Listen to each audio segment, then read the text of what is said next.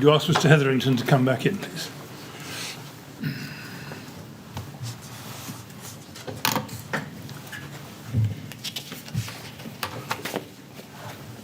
Right, Mr. Hetherington, ready to carry on? Yes, certainly. Thank you very much. Yes, Mr. Millett. Yes, Mr. Chairman, thank you. Mr. Hetherington, on the subject of the National Risk Register that we discussed before the break, do you accept that by its very name, the National Risk Register considers national risks, but that London risks may be very different? Yes, I do, but I think there's a flow between the National Risk Register to more localised risk through the local risk assessment guidance. So the risks that you saw in the codings, the H and the numerical coding thereafter in HL represented the hazards and the hazards local. So the hazard is a national applicable risk. Hazard local is one that has been determined in a local area and referred up to the National Risk Register for inclusion, so that there is a mechanism by which LRFs share that kind of understanding and knowledge on those kind of risks and their locality. And is it right that the responsibility locally for identifying risks to go onto the local risk register and perhaps thereafter the National Risk Register is that of the Category 1 responders? Yes. And in London, that would obviously be each of the LAs as well as other Category 1 responders, but it would also be, when it came to fire, is this right, the LFB? Yes.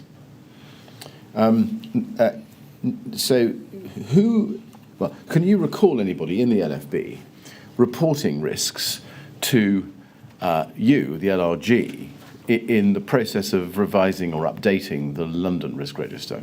No, other than those risks that they already had the lead responder responsibility for, which include the wildfire, if you looked at that. Right, yes, I see.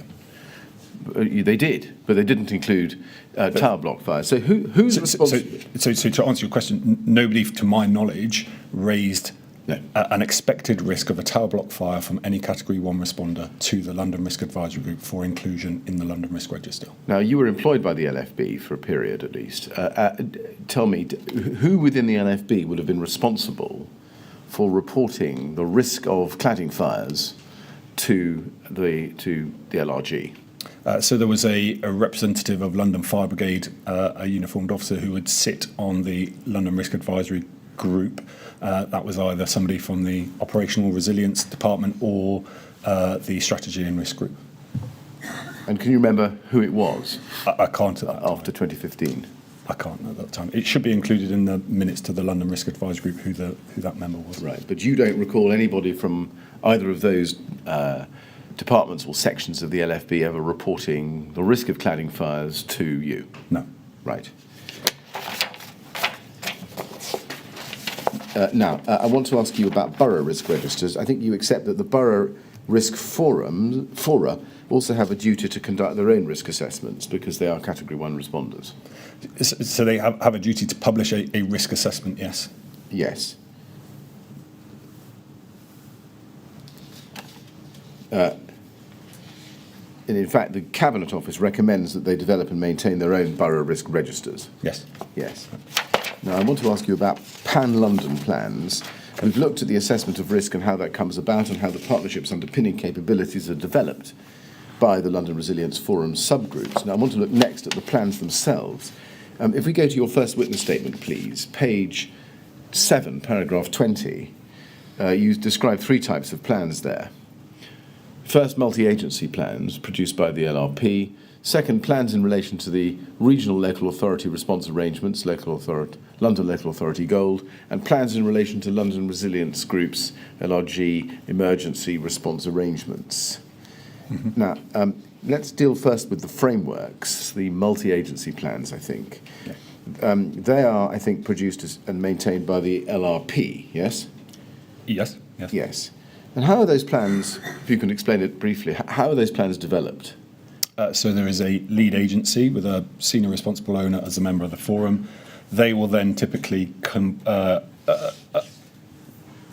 bring together a group of multi-agency partners to consider all the relevant guidance in relation to the capability framework that they want to produce, acknowledgement to the risk assessment, planning assumptions that are produced, any learning from previous incidents or exercises, and then compile the London framework. That then goes through a consultation process to all responders through the London Programme Board, and then is ultimately approved at the London Resilience Forum. Right. And at the time of the fire, I think you say there were some 25 frameworks in place. And you explained that 10 of them were formally activated or describe arrangements which were deployed, yes? Yes. As a result of the fire. Yes. I mean, in other words, the Grenfell Tower fire triggered, I think, 10 frameworks. Yes, I think that's correct. Right. Now, let's look at the first of these, which is the Humanitarian Assistance Framework. This is at LFB 000061172. And it's dated April 2017, as you can see, and I think it was in fact a draft, even though it's called version 5, yet to be approved by the LRF on the 28th of June 2017, yes? Yes, that's correct. So it was due to go to the forum in June 2017. Yes. Now, notwithstanding that it was a draft at the time, I think, is it right that a decision was made to use this version of the framework when responding to the Grenfell Tower fire? Yes, so as it had been worked upon over the previous months, those that were brought in to support the Humanitarian Assistance Group had an intimate knowledge of this framework and wanted to utilise the most up-to-date information in response to the fire. Right. And who made the decision to use this plan? Do you know? I don't know. Right. And it's right, I think, that the lead responder for humanitarian assistance is the local authority. That's correct. So in this case, RBKC. Yes, that's correct. Right. Now, if we go to page 8 in it, please, we can see a table. And it's described as a model, I think. If you go to the bottom of the page, Table 2, Model of Phased Provision, you see, after Air, 2006. And on the left-hand side, we can see the timescale, and along the top, the responders. Now, within the immediate and first few hours, I think it is planned that frontline and operational responders should deliver physical and psychological and emotional support at designated rest centres. Yes? Yes. Yes? Yes. For example, operational responders would be local authorities, wouldn't they? Yes, a series of centres potentially, not just rest centres, but could be through a number of facilities that were made available to survivors, i.e. a survivor reception centre or friends and families or a reception centre. Yeah, just help me. Looking at the second column from the left, there are the phased provision is divided into these phases. The first of which is called the heroic phase, and then the tunnel vision phase, and then the honeymoon phase, and then the disillusion through adjustment, acceptance, recovery. What is the source of those divisions, those ideas? So as you can see in the Table 2 model phase position, after Anne is a national leading expert in humanitarian assistance, so this will be a model that she will have derived or potentially utilised, and those officers who were discharged to bring together this framework on behalf of the partnership will have incorporated her thinking, her kind of experience into describing some of those phases. Right. I think that generally follows the change curve as well, the Kubler-Ross style change curve, where you go through the different periods in relation to change. And if you go to page 20 in this document, you can see that the immediate first few hours of the heroic phase are broken down into options, trigger, decision, lead, secondary plan reference. And if you look under the second row there, rest centre, under the option column, and then looking at the next column, trigger, significant number of displaced people. The lead there is LA, isn't it? Yes, absolutely. And voluntary agencies are secondary. Yes. So does that reflect the way in which the London Resilience Framework regarded the role of the local authority? When it came to rest centres and responsibilities for them, it would be the local authority who would take the lead, with secondary responsibility to the voluntary agencies. Yes. Yes. But if we go to page 24 in this document, if you would, and look at paragraph 8.13 under the heading Rest Centre, it says the purpose of a rest centre is, and then it goes on to provide immediate shelter for persons who've been evacuated from an area or are otherwise in need of emergency accommodation following an incident, to provide initial light refreshments, to enable details of evacuees to be maintained in the centre for reference, to provide for the well-being of the evacuees and to offer support services and information on a wide range of welfare-related subjects, and to provide evacuees and survivors with updated information about the incident and its possible effects upon them directly. Now,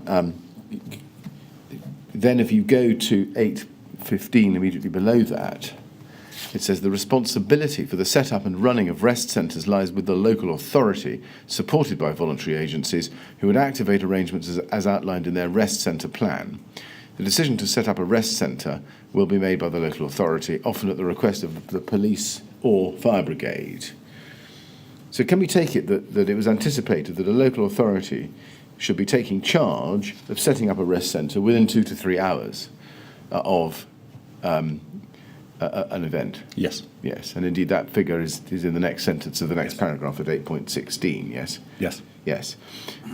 So then moving on to the second framework that you list, which is the identification of the vulnerable.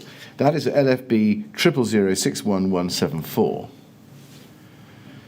So, sorry, is it possible to go back to that framework? Yes, absolutely. There's a diagram and schematic which sets out how we expect some of the things to take place in relation to each other. So I think here we are focusing solely on the rest centres. There would be an expectation that there would also be other centres established throughout the course, perhaps in greater immediacy, that would support those. And I talk of the Survivor Reception Centre and the Friends and Family Reception Centre. You're right, and I noticed as we were just leaving the document that's a topic that's been covered with other witnesses. But let's go back to page 23 of the document, paragraph 8.4, under overview. This is Survivor Reception Centre, and then it sets out the purpose under 8.6, yes? Yes. And if you go to 8.8 at the top of page 24, it tells you who sets it up. It says, the SRC will be set up immediately at a location as near as practically possible to the incident site as determined by Police Tactical Commander. The police are responsible for opening an SRC, supported by the local authority. And the idea is that it's initially run by the SRC and then, run by the police and then taken over by the LA. Yes. Yes. And did you want also to look at the Family and Friends Reception Centre at the foot of page 24? Yeah, I think it just provides a wider context of the type of facility that we would have expected to be set up on the morning, or in the early hours in the morning. Taking that then, let's just run through them, starting with the Survivor Reception Centre. Are you saying that you would have expected the Survivor Reception Centre to be set up and rest centres and Friends and Family Reception Centres at the same time? Or in close proximity to each other, so a morph through a Survivor Reception Centre into a rest centre with a Friends and Family Reception Centre running in parallel to provide the breadth of information. There's a schematic somewhere in this diagram which displays it quite neatly and kind of goes through as a passage of time, which might be useful just to refer to. Sorry to bring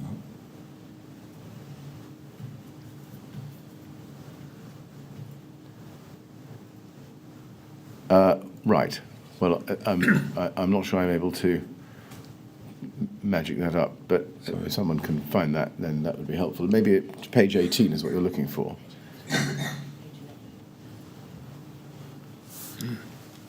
Page 18? So that's where we would expect information to come from, and you can see that's a colour-coded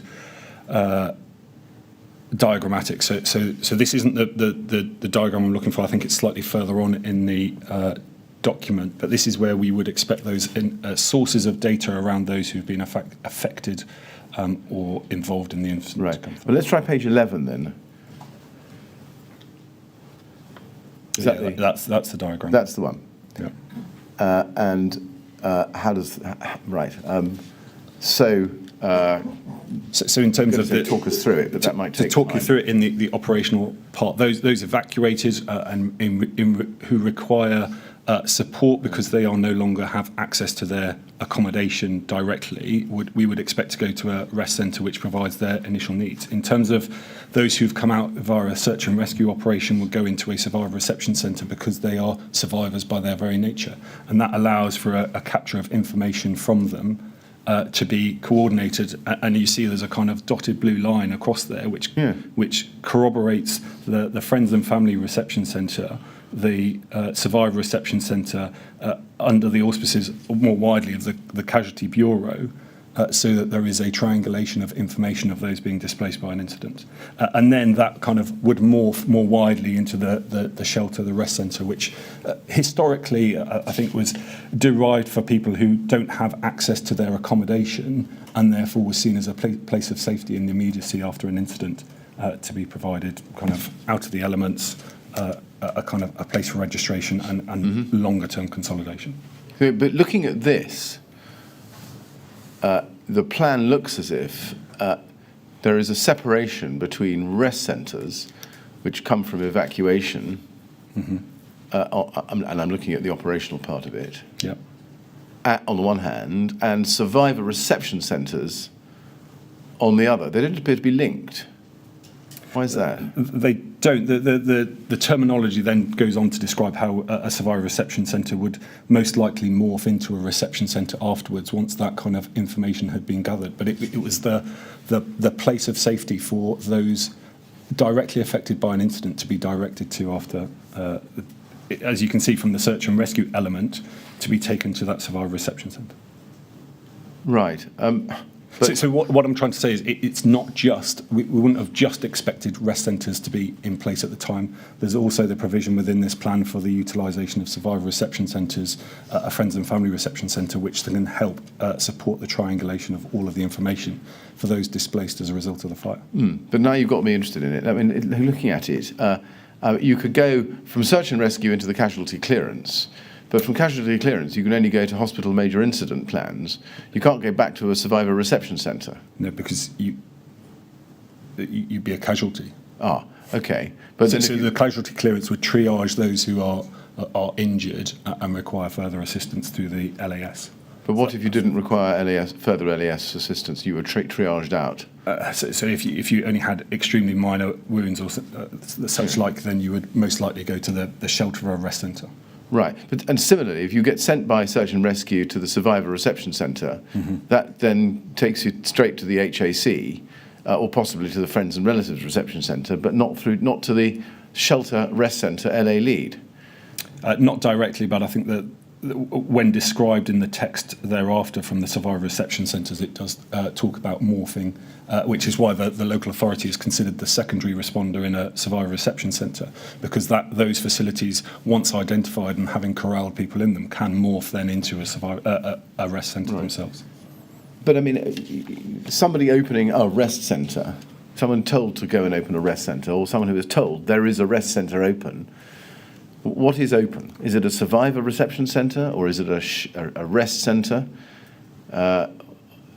or is it a Friends and Relatives Reception Centre? So each can have a different purpose depending on the needs of those going to them. Right. Who makes the decision within a local authority as to whether a venue should be a shelter or rest centre or a survivor reception centre? So the survivor reception centre is more a function of the police to amass information. As I said, that kind of blue, almost horseshoe-like dotted line around it is meant to encompass that all of that information is triangulated between the survivor reception centre, friends and family, so that you can piece together those elements alongside the information from Casualty Bureau, which is taking wider information from people calling in, and can link it to the body recovery and disaster mortuary through the family liaison officers and the DVI process, disaster victim identification process. Right. But if I'm a relative looking for a loved one in a disaster like this, I'm somewhere outside the horseshoe, I don't know where to go. Do I go to a rest centre, or do I go to a survivor reception centre, or do I call the Casualty Bureau? Where do I go? you would probably call the Casualty Bureau if you're a distance away, but ideally be pointed towards the Friends and Relatives Reception Centre, which is its intention is for those who are searching, looking for, to go to find a single source of information around those who've been displaced. Right. So that there is a methodology to keep those who are survivors and their needs separate to those who are searching for information. Right. Now, these management arrangements are contained in this document, which is the Humanitarian Assistance Framework, but they don't only apply to the humanitarian assistance arrangements, do they? They apply across the board to the entire response, don't they? They do. So they're also referenced within the London Emergency Services Liaison Panel Major Incident Procedures. The LESLP. LESLP, yeah. Right. And would that be regarded then, customarily, as a central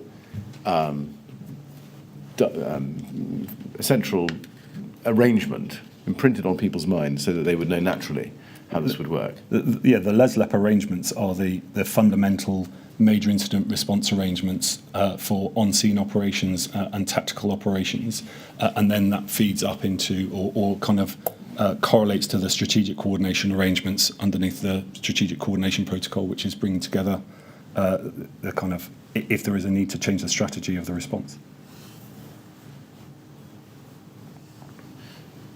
Let's then go to the next framework, which is at LFB 000061174. This is the identification of the vulnerable. It's a guidance note for local implementation, January 2015, published by the LRP.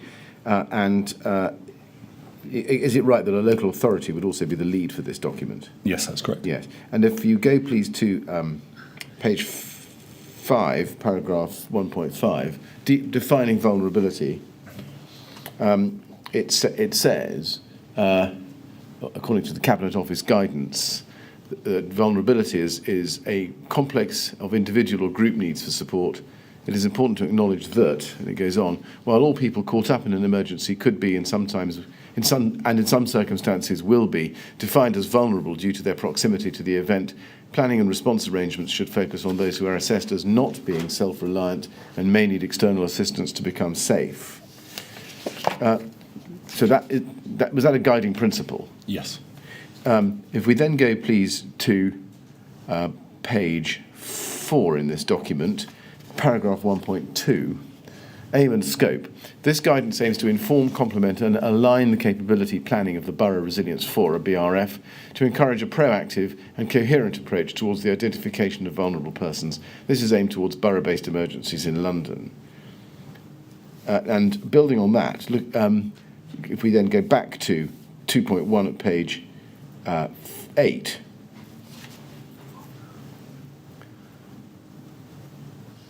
we'll go on rather to it.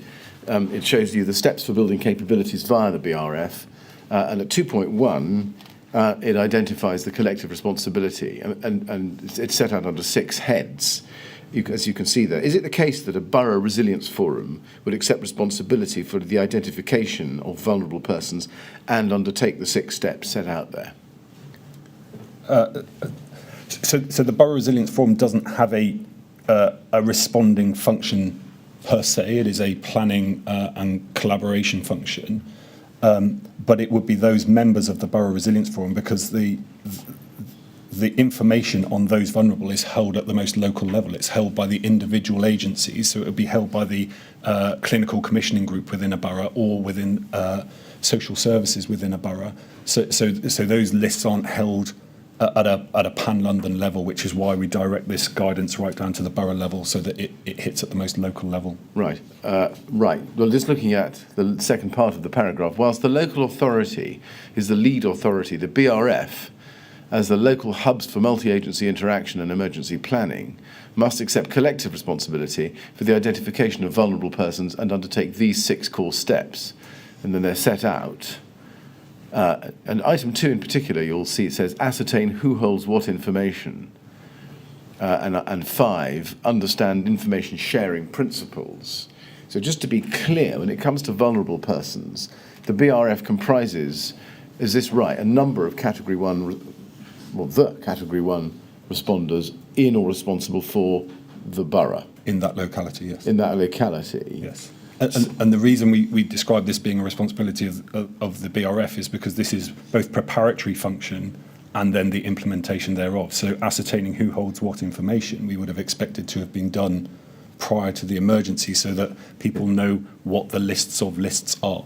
We wouldn't have necessarily expected a comprehensive list of vulnerable people prior to an emergency because it is always changing by its very nature. Now, what happens, okay, a number of things flow from that.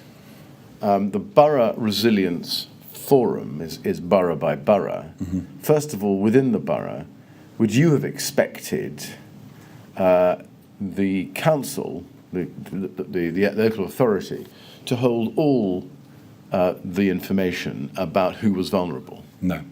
Who would? Nobody would hold all of the information about who was vulnerable. That's why it's a collection and ascertain of who holds what information and the ability to triangulate it and documentation options for dynamic identification dependent on the type of emergency. So different people will be vulnerable under different circumstances, some for their health purposes, some for their social status and support that they receive through adult social care, through housing needs, etc., etc. So it's a case of identifying what information would classify someone as vulnerable in those circumstances, and then finding out or knowing who holds that and a quick mechanism to pull that together. Was it a mechanism that the architecture contemplated would identify gaps, material gaps in the data? What? Well, let me put it differently. What were the expectations about the completeness of the data, which this architecture would expect to be held? In other words, which you as LRG would expect to be held by the local authority?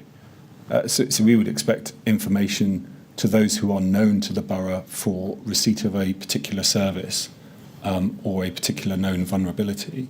But some people will be registered, for example, with a utility company on their priority lists that they're not registered anywhere else. Or they may have recently been discharged from a hospital and therefore have an ailment which makes them more vulnerable than otherwise, but wouldn't be known on a local authority list, which is why it's a collaboration of all known lists to be pulled together in relatively quick time. And how frequently would those all known lists be pulled together by pursuant to this collaboration exercise?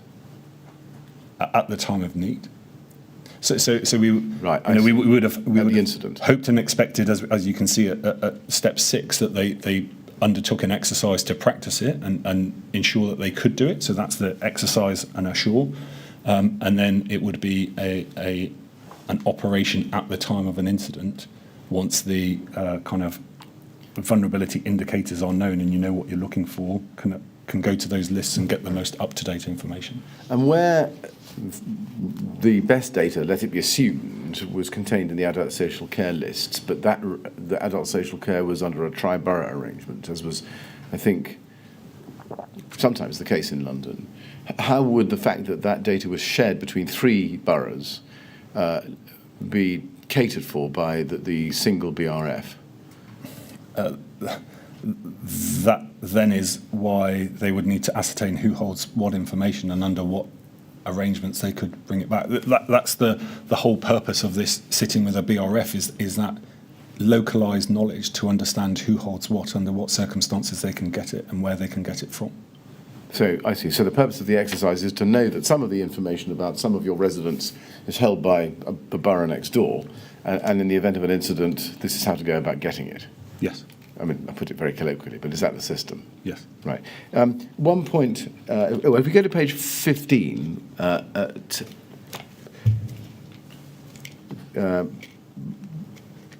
Annex 2, we have some examples of good practice, and we can see London Borough of Brent GIS mapping. It's just one example. Is that how identification of the vulnerable ought to have been dealt with by a BRF or local authority through a GSI?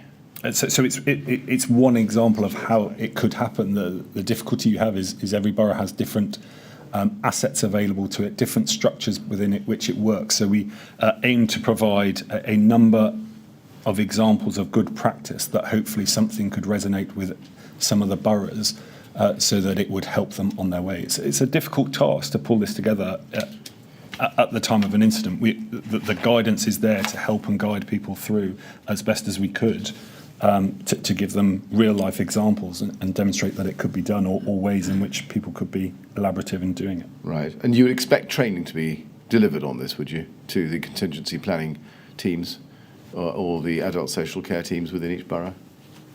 I would expect there to be a mechanism for it to happen. Whether or not it needed exact training, that would be a training needs analysis that they would need to undertake, but I would expect them to have a systematic process by which they could do it, and probably moreover to have exercised it rather than necessarily trained in it. So they should have assured themselves that they were able to do it through some form of exercise or dry run through. Yes, I see. Can I take you, please, to the evidence of David Kerry at day 268? And I want to show you page 177 of his evidence.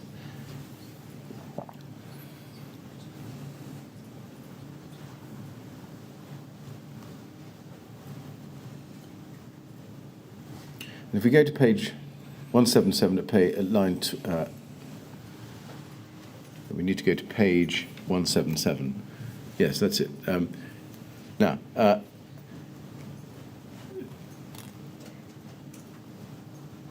he says at line 12, it was just one of those where it was like, do you know what, we've got our list of lists, we're never going to achieve more than that, so it's kind of, don't sweat it on the detail of this document.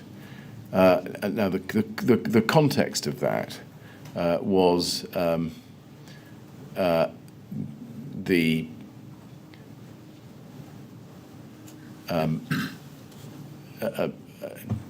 context of that was responding to the minimum standards for London submission in 2016, and there was a problem with that.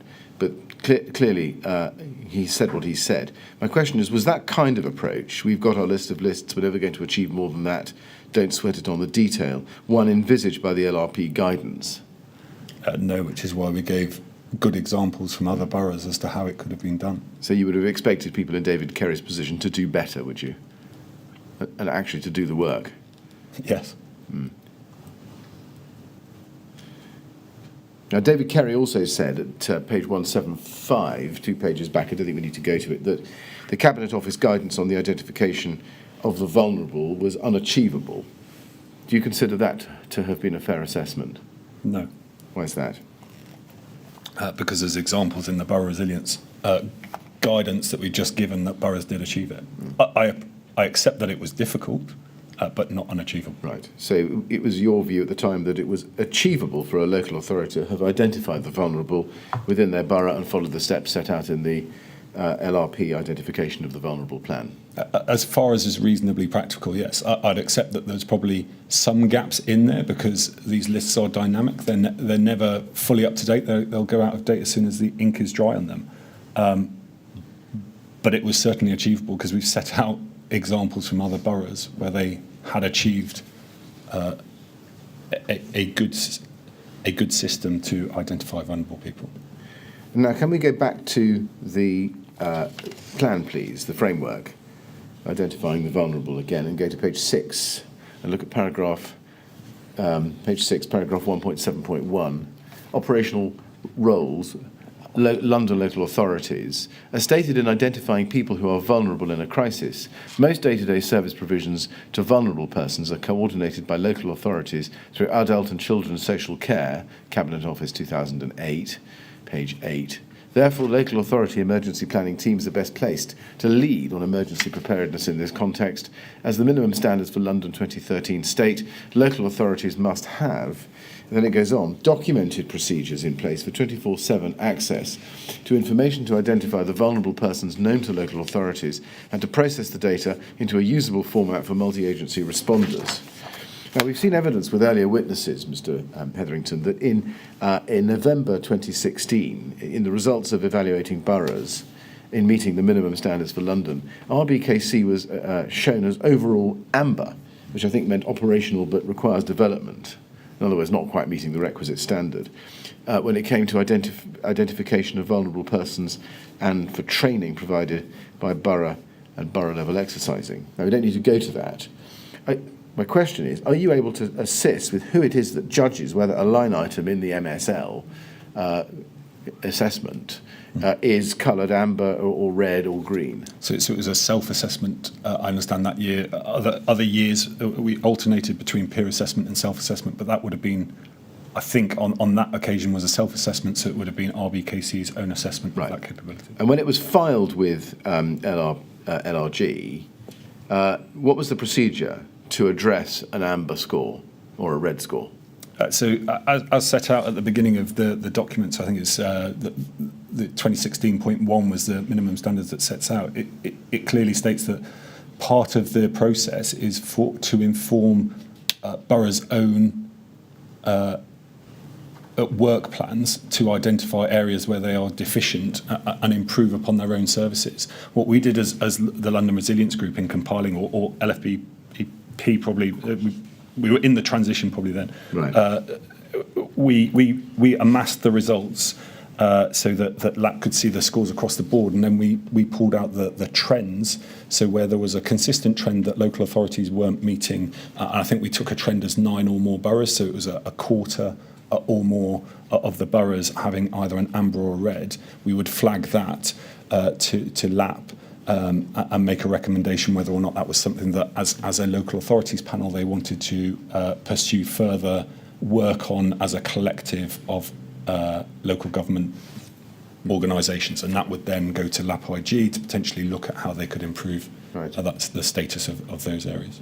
You say it was a self-assessment in this year. As such, was there any oversight about whether or not the local authorities were self-assessing themselves according to agreed objective standards? So we were building in slowly but surely, and I would liken the MSL. So it was developed in 2007, and then it was an incremental approach. So we're not auditors. That wasn't our role. This was something is better than nothing in terms of assurance. So this was devised by the boroughs for the boroughs, with us as that kind of supporting administrative agency to kind of put the pen to paper. What we had started, we had a working group that was looking through it, and we took advice of auditors. So we had broken it down into the step-by-step process. So there was a 4-stage process of stakeholder engagement, how the plan was eventually kind of agreed and circulated amongst the council. And so there were about 13 or so criteria, and we took a sample of evidence on each of those, so that they couldn't, over time, we would have an assessment as to whether or not there was evidence behind their self-assessment. That was a quantitative as opposed to qualitative assessment. So all we would check is that there was evidence there to kind of corroborate what they were saying in their assessment. Let's go to LFB 00119222. This is the self-assessment results for 2017, so the most recent before the fire. If we go please to page 5, we can see RBKC, and now it's not that easy to see on the screen, so it needs to be expanded. Yes, thank you, that's better. You've got all the boroughs across the top, and the frameworks across the left-hand side in the vertical column, and you can see the reds, greens and ambers there. Yes? Yes. And you can see, if you go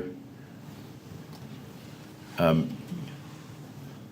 item 2.6, about a third, about halfway down, 2/3 of the way down, identification of vulnerable persons, and you cast your eye along to RBKC, it's still shown as amber, isn't it, for that? Yes.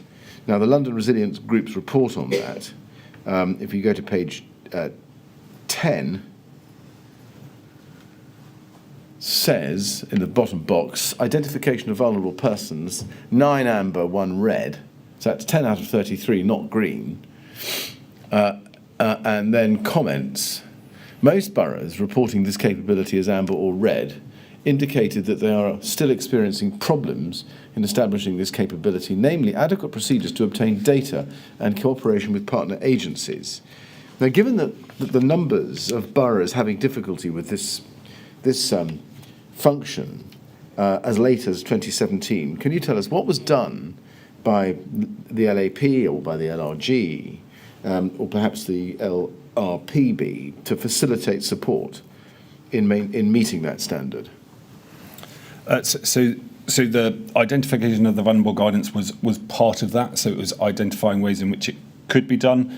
We also then undertook a data sharing agreement and trying to improve the ways in which data sharing could take place inter-agency across the partnership. And was that done? I believe it's still in place now, still being worked through now. The data sharing agreement is written. It is working through everybody signing up to it and agreeing it.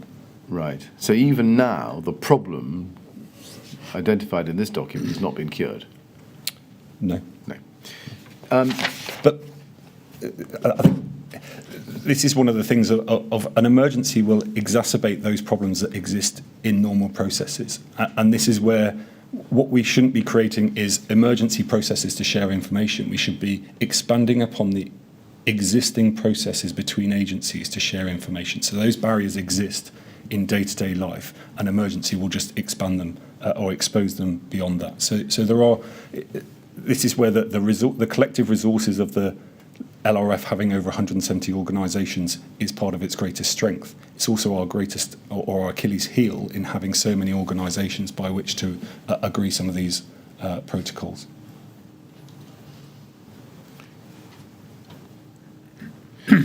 Now, I want to ask you next about the London Local Authority Gold response arrangements, which I think we've touched on. Is it, and we'll come back to the LLACC when we come to look at the response, but is it right that the London Local Authority Coordination Centre operating procedure was another document which set out how that entity ought to be activated? Yes. And the scenarios for when it is activated? Yes.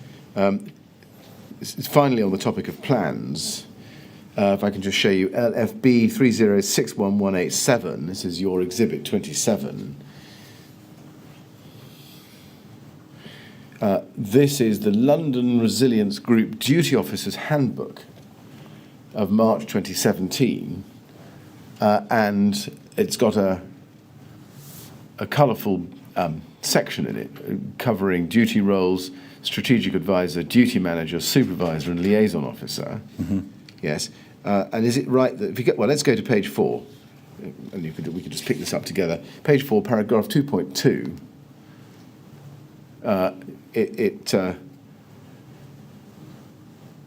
It says this document refers to on-call responsibilities. I'm sorry, 2, aim and overview. 1, this document provides a single source of guidance for all of the London Resilience Group on-call roles in both routine and response operations. This document is for internal LFB London Resilience Group use only and should not be shared with any external parties. Yes. Now, is it right that handbook includes checklists and action cards with the roles and responsibilities of London Resilience officers once a major incident or emergency has been notified? Yes. And would a notification of a major incident be the declaration of a major incident by one of the blue light services, for example? Yes. Right. So you would is this right? You would expect London this handbook to come into operation at that moment? Yes. Yes. And if you go, please, to your second statement, page 10,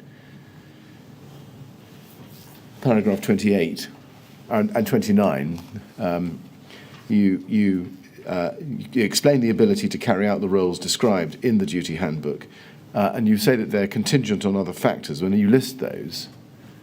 But if you look at paragraph 29, 4 lines down, you say, however, due to the fast-moving nature of the incident and the limited number of LRG staff and volunteers, those individuals were sometimes fulfilling more than one role at a given time. It is also particularly important in view of these factors to prioritise urgent tasks during an emergency, which can mean that some of the formal steps set out within the duty handbook may not be completed. Was the duty handbook fit for purpose in a major emergency, or was it revealed not to be by the Grenfell Tower fire? I think it was fit for purpose for its intent to support us as a responding staff.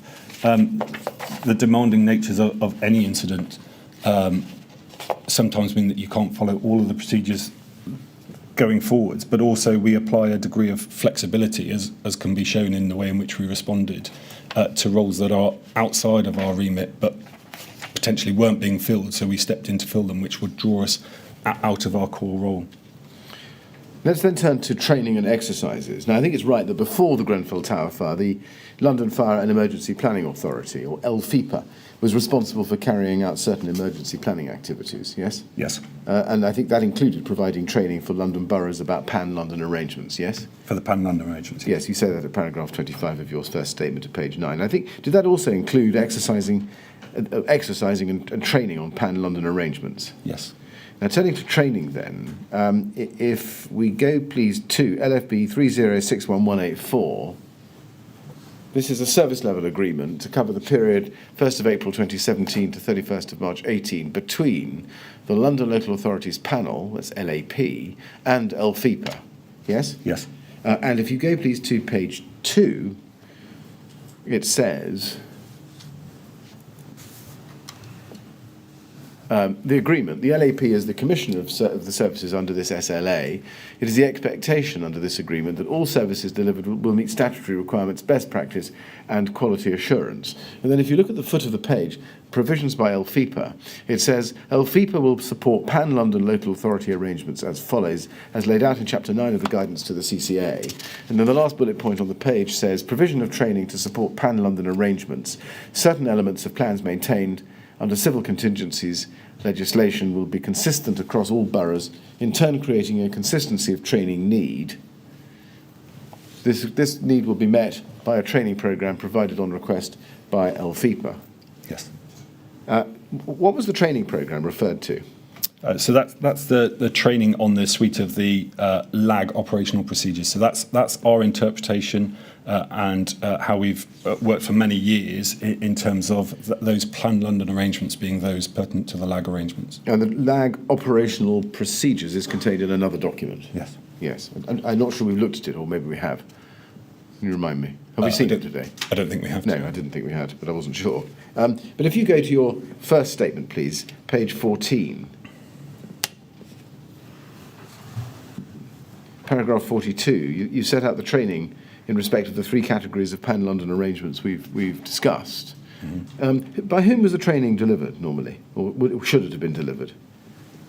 So it depended what the training was. So so we delivered LALO training.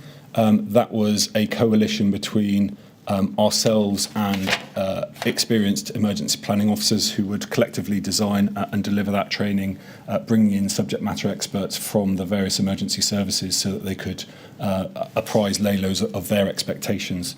Logist training was another training that we provided, that we brought in a experienced barrister to provide the legal background to the logging, and then we provided the training ourselves from our staff who had undergone an accreditation training qualification.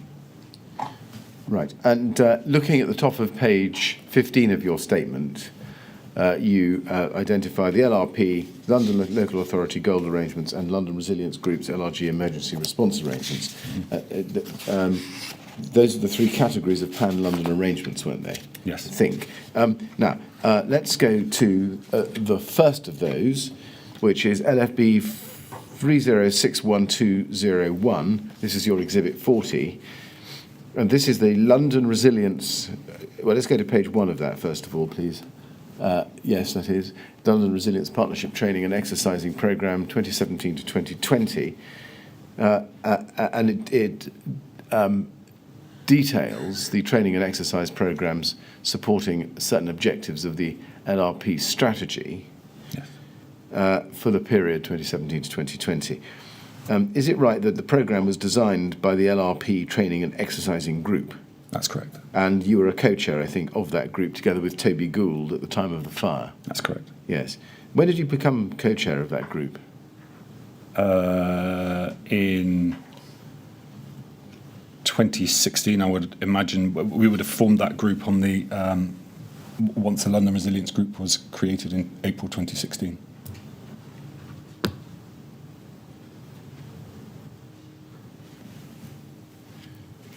And if we look down, please, at 1.3, it says the training and exercising strategy and programme relate primarily to multi-agency preparedness activity. Individual partner organisations are invited to make best use of the activities delivered through the programme, but retain full responsibility for their organisation's own preparedness, including training of personnel and validation of response and recovery capabilities. What is meant there by individual partner organisations? So that is the category 1 or 2 responders within the London Resilience Partnership. So each borough is responsible for its own training of its own plans and its own procedures. We would provide the collective piece on top. So in relation to local authorities, we didn't train people how to be a gold commander. We gave them insight, information, briefing and awareness on the role of LAG, which is London Local Authority Gold, which is just a kind of addition on top of that existing gold commander training that we would have expected to be carried out in a borough. Was attendance at any of the training provided by the LRP compulsory in any way? How was it enforced, or was it just voluntary? Having regard to the duties? It's voluntary with regard to the duties. Right. And now, given that individual partner organisations retain full responsibility for their organisation's own preparedness, which would include training, as I think you've explained, was there any mechanism whereby the LRG could, or the LAP perhaps, could assess the quality of the training being given by an individual partner organisation, such as local authority or the level of preparedness? No. No. So there's no peer review or marking of the training? Is that right? You just turn up and get trained? Depending on what the course is, but yes. Right. But were there any courses where you got marked or peer reviewed? So individual agencies may well have had systems within theirs, but not that I'm aware of. Right. Then let's look next at LFB 30611215.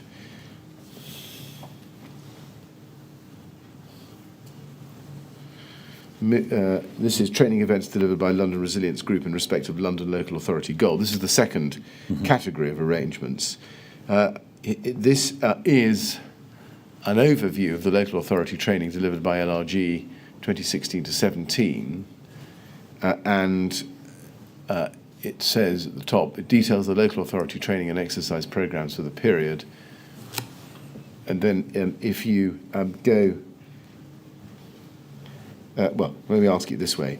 Does this relate to training delivered by LRG, but not detailing a single organisation set of training exercises delivered by individual boroughs? Yeah, so this outlines the kind of exercising programme that we had in relation to the gold arrangements. So we went through 2 notification tests per year to test the administrative background.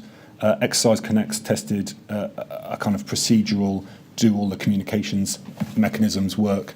Exercise Prepare was designed as a workshop to inform and improve, and Safer City was designed as the culminating exercise on an annual basis for all local authorities to test end-to-end the LAG arrangements.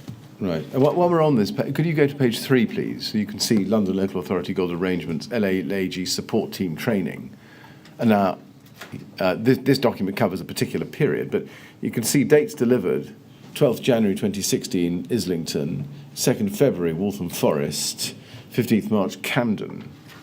Were they delivered, these training exercises delivered monthly to different boroughs? So that relates to... there was a facility at Emperor State Building, which was a Metropolitan Police-owned building where the Strategic Coordination Centre was established in 2008. It was an expensive facility that kept an entire floor available for use in an emergency. And in 2016, the decision was taken that it would no longer be used. It had never been used other than exercising or for the Olympics. And so on the last Friday of every month, that facility was made available to partners to go and familiarise themselves with it. So for the 2 oncoming local authority gold teams, we would run on a Friday morning a familiarisation and training session for those local authority gold teams. That ceased in 2016. Thereafter, we offered a series of visits for the chief executives themselves to go to the Metropolitan Police Special Operations Room, which is where an SCG was then decided to be run from.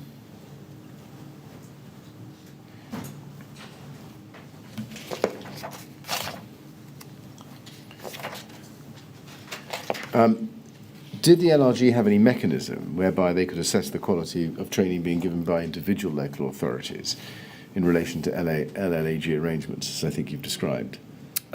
Not other than their own assessment within the MSL. Just the MSL, I follow. Turning then to the question of exercises, is it right that in order to test pan-London arrangements, the London LFEPA was to design and deliver annual programmes of exercises? Yes, that's correct. Right. And that was enshrined, I think, in EP, the statutory guidance. That's correct. Para 9.6. If we go then to LFB 00119219, page 14, this says, these are the minimum standards for London Draft 2016. If you go to the bottom box on page 15,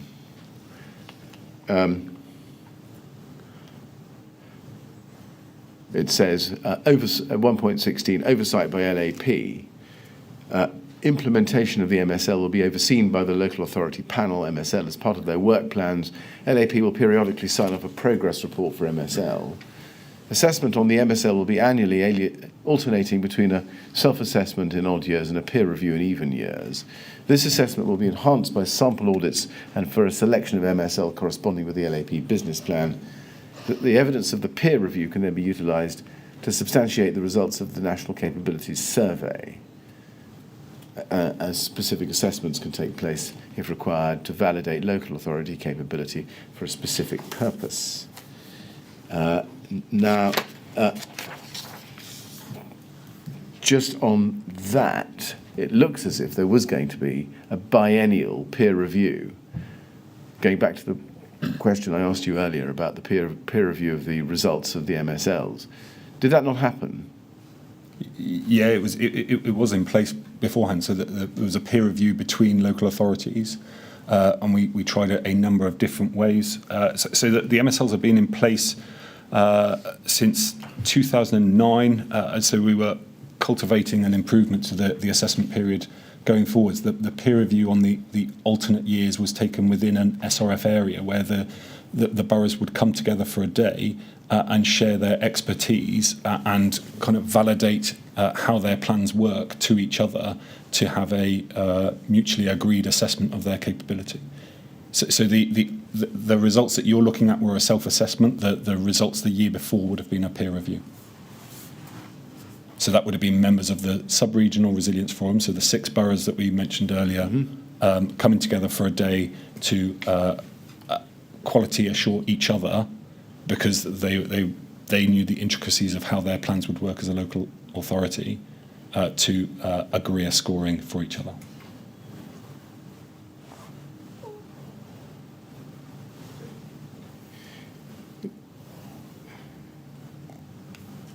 Now, is it right that the annual exercise programme in relation...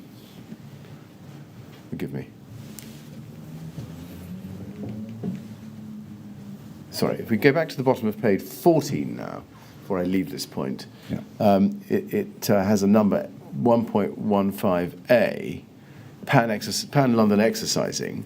Yes. London Resilience will publish an annual exercise programme to support the London Local Authority gold arrangements following sign-off by LAPIG. You see that? Yes. London Resilience will develop and deliver the following annual exercises to support the LLAG arrangements, supported by Borough Emergency Planning staff nominated by LAPIG. And then there's 6 times exercise preparer, SRRF-based exercises, and then 1 exercise safer city, Pan-London exercise, with all 33 boroughs, the LLAC and the LLAG participating. Then it goes on over the page 2 notification exercises, additional workshops as requested by LAPIG, and the London Local Authority contribution to Pan-London multi-agency command and control exercises, and additional LLAG arrangements. Now that programme, that was delivered, was it, in every year? Yes, that's the programme you just looked at. So in and out of hours notifications, Connects, Preparer, and Safer City. And exercise Safer City is referred to if we go back to the very bottom of page 14 as a pan-London exercise with all 33 boroughs, the LLAC and the LAG participating. Now, I think the exercise Safer City 2017 was the first one since 2013. Why is that? So in 2016, we were undertaking Exercise Unified Response, which was a huge 4-day multi-agency exercise, and we utilised that experience setting up humanitarian assistance centres, delivering a BEC as that opportunity. It takes quite a lot of resource to get a good exercise delivered on behalf of them. 2014 and 15, I would have thought there would have been a exercise Safer City. I'm surprised that there isn't. It may well have been that we used the opportunity of a wider multi-agency exercise and bolted on the local authority element onto it, but I'd be surprised if that was the case. Right. Now, you refer to exercise unified response in that last answer, and you covered it in paragraph 46 of your first statement at page 15. I think that was the simulation of a major building collapse at Waterloo Station, wasn't it? That's right. With 70 fatalities. And it took 2 years to plan or so and dominated much of the Resilience Partnership's training and exercise activity during that period, yes? That's correct. Yes. Let's just pick out some. There's quite a lot in it that we can pick out. But let's just have it up so that people can see it, and then they can look at it if they want, read it at their leisure, so to speak. If we go to LFB 000061214 and go there, well, there it is. It's an evaluation report, and it runs to some 184 pages. And there were a number of lessons coming out of this. And just let me give you one or two by way, almost a random example. Can we go, please, to page 144?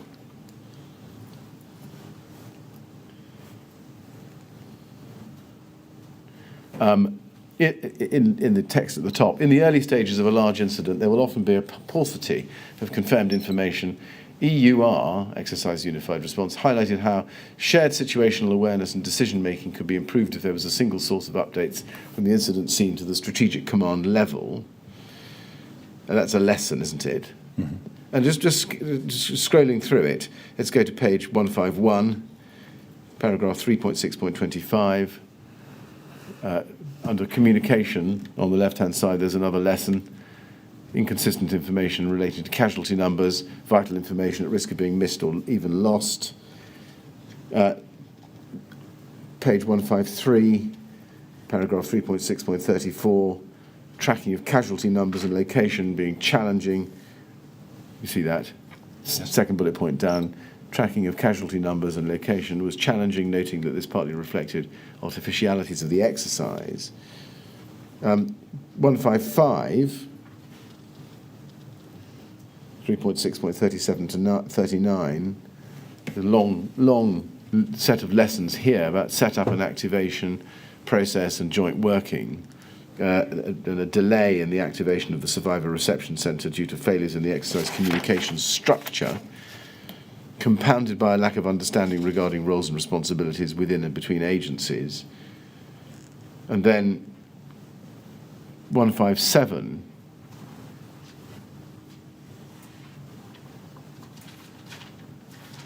dealing with the vulnerable,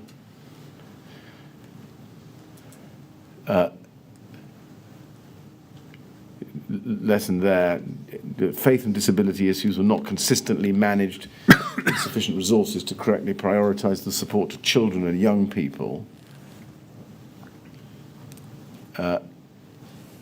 It says, essentially, survivors and members of the public, expectations that a real incident would be higher and require more resources and effort. And it goes on in that vein. There are many, many lessons in it. My question is this. What was done following this document to learn the lessons of these criticisms and embed them at BRF level, Borough Resilience Forum level?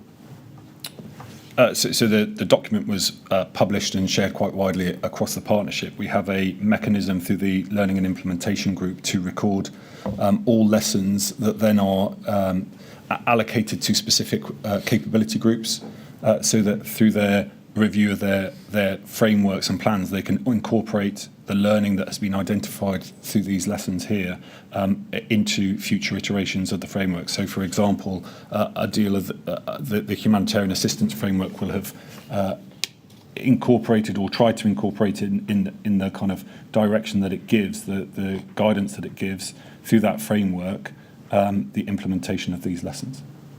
So it's a continual process of lessons identified are managed through a database agreed upon at a partnership level, allocated to the specific working groups for their information, and it is for them to act upon and embed into the capability documents going forwards. And then they report back to either the Learning Implementation Group, or we now have a process that has a cover sheet when a framework it comes to the LRF for approval to say how it has incorporated the lessons, or to confirm that the lessons have been at least acknowledged, if not solved, and what work remains outstanding. Do you accept that exercising arrangements for communications with the public specifically, as one of the matters in this, were not conducted regularly before Grenfell? Yes. And do you have any observations to make about the frequency and nature of exercises in general? Were there enough of them, or were there too many?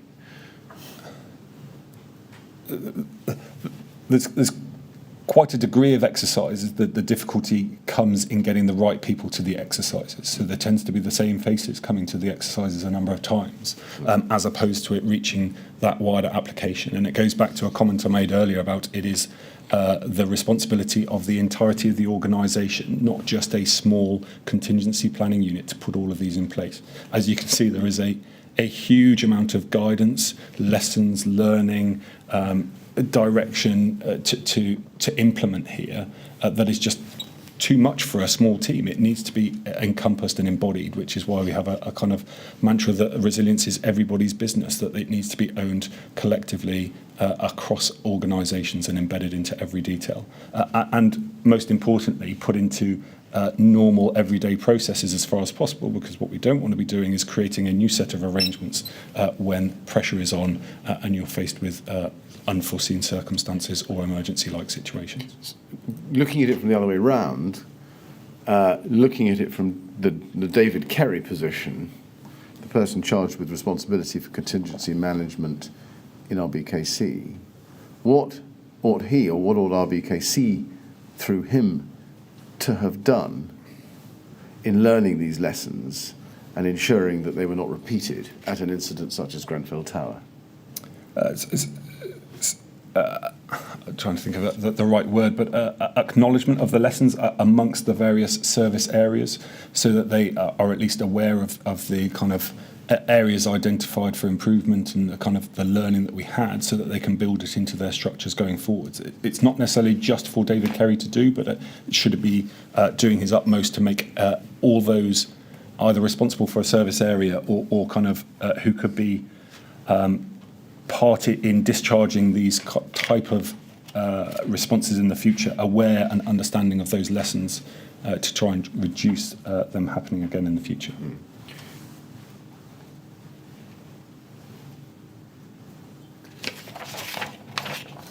Yes, thank you. Mr. Chairman, is that a convenient moment for the break? Yes, if that suits you, I think it is. Right, well, we'll have our afternoon break now. Mr. Hetherington, we'll come back at 3:30, please. And as before, please don't talk to anyone about your evidence while you're out of the room. Thank you. All right? Thank you very much.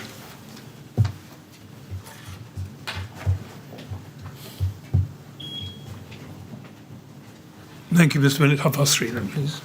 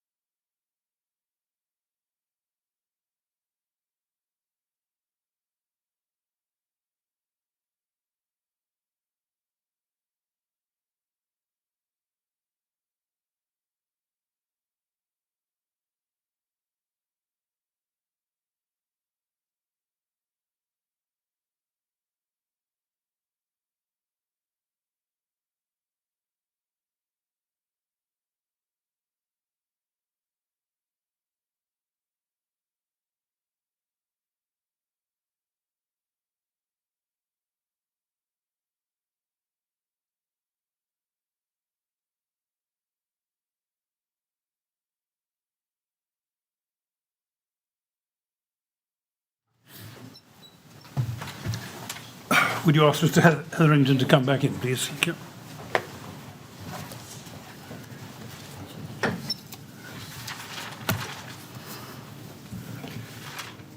Right, Mr. Hetherington, all ready to carry on, I hope. Absolutely. Thank you very much. Yes, Mr. Billett. Yes, Mr. Chairman, thank you.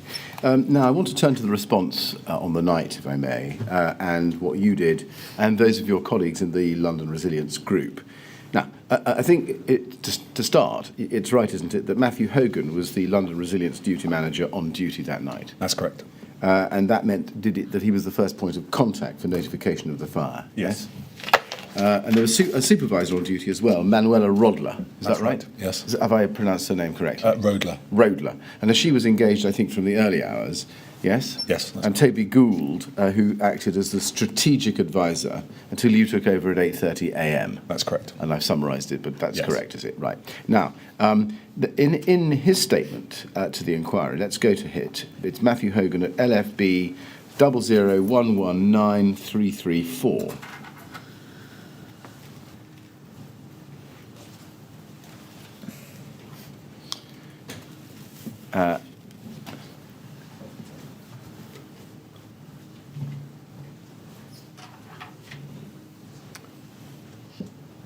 LFB 00119334.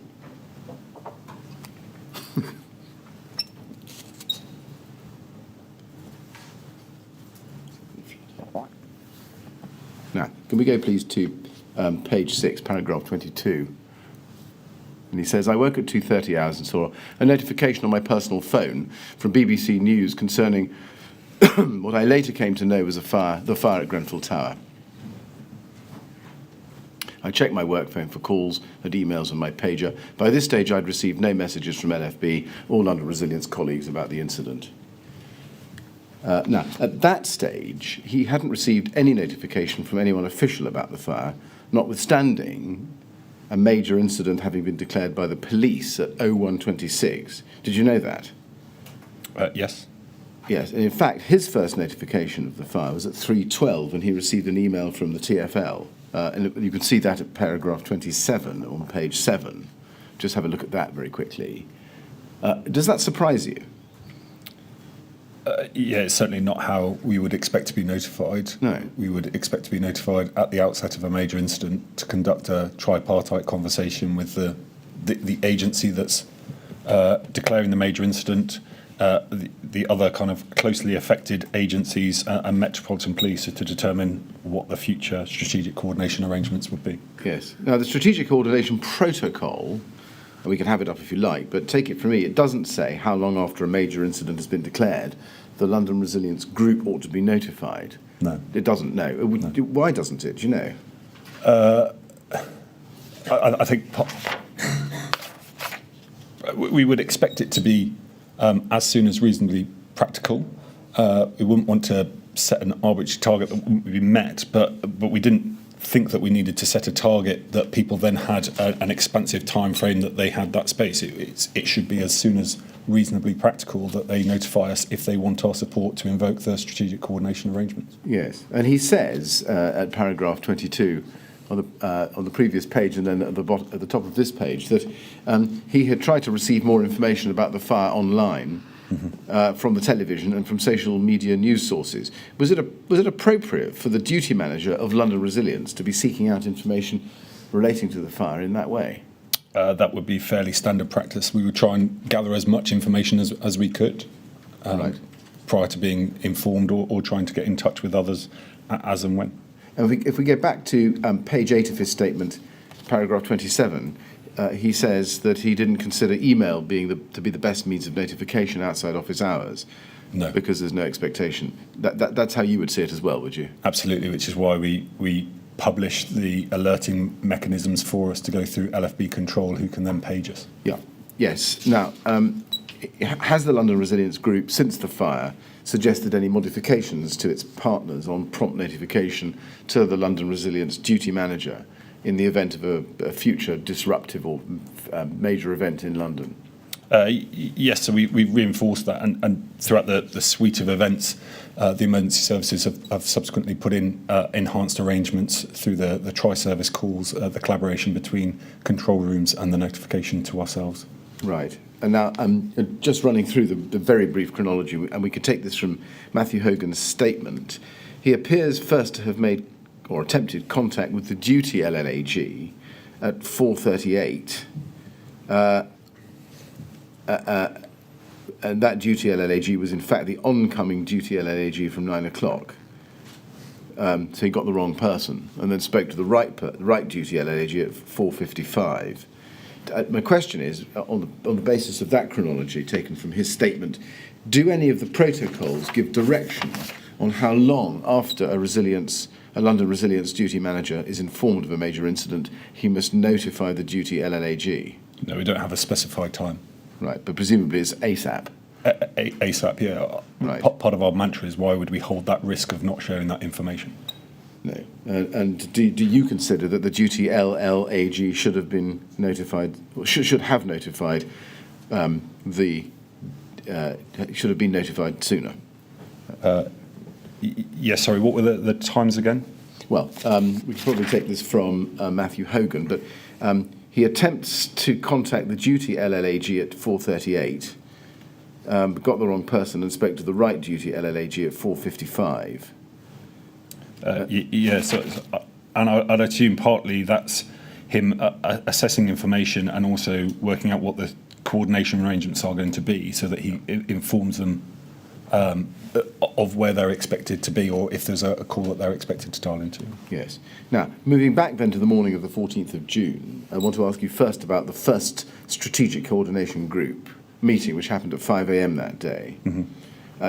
In fact, and by way of background for you, the LFB were asking for a strategic coordination group, or SCG, to be convened at 4:30, but Toby Gould and Matthew Hogan thought there was insufficient time between the request and which came at 04:09 and 4:30, so it was delayed for half an hour to 5 o'clock. Does that accord with your recollection, or you were not involved at this point? I wasn't involved at that point, but yes, that's how I understand it. Now, it's right to think that the purpose of the SCG is for those responding agencies to formulate a joint strategy and to agree on joint actions, to share situational awareness, and to provide a common understanding of the incident. Yes, that's right. And then to provide direction, a framework for direction. That's yes? correct, yeah. Yes. And is it right that an SCG is established in response to a major incident or emergency and consists of Category 1 and 2 responders? Yes, that's correct. Yes. And if you go to LFB 00123769, page 7,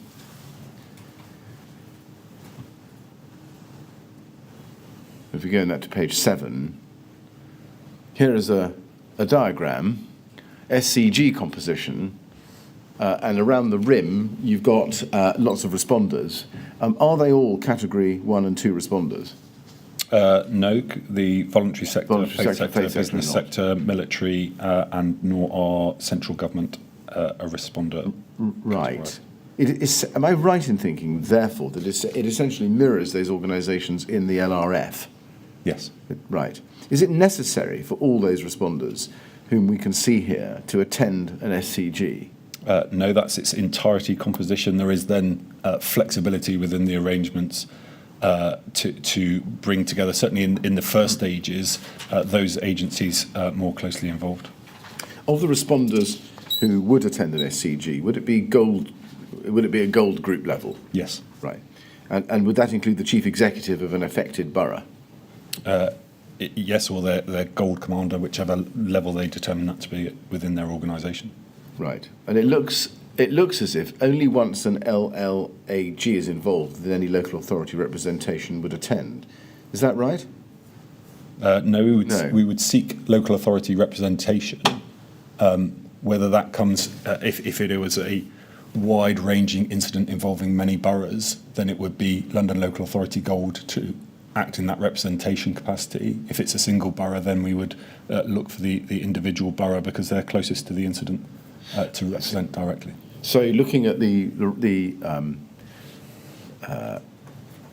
insert there for London Local Authority Gold LLAG slash LA slash LA Gold. Yeah. It was either going to be the chief executive of the relevant borough or London Gold. Yes. On the SCG, or both, possibly. Possibly both. We have had occasions where there has been both, and that has also led to kind of confusion at times as well.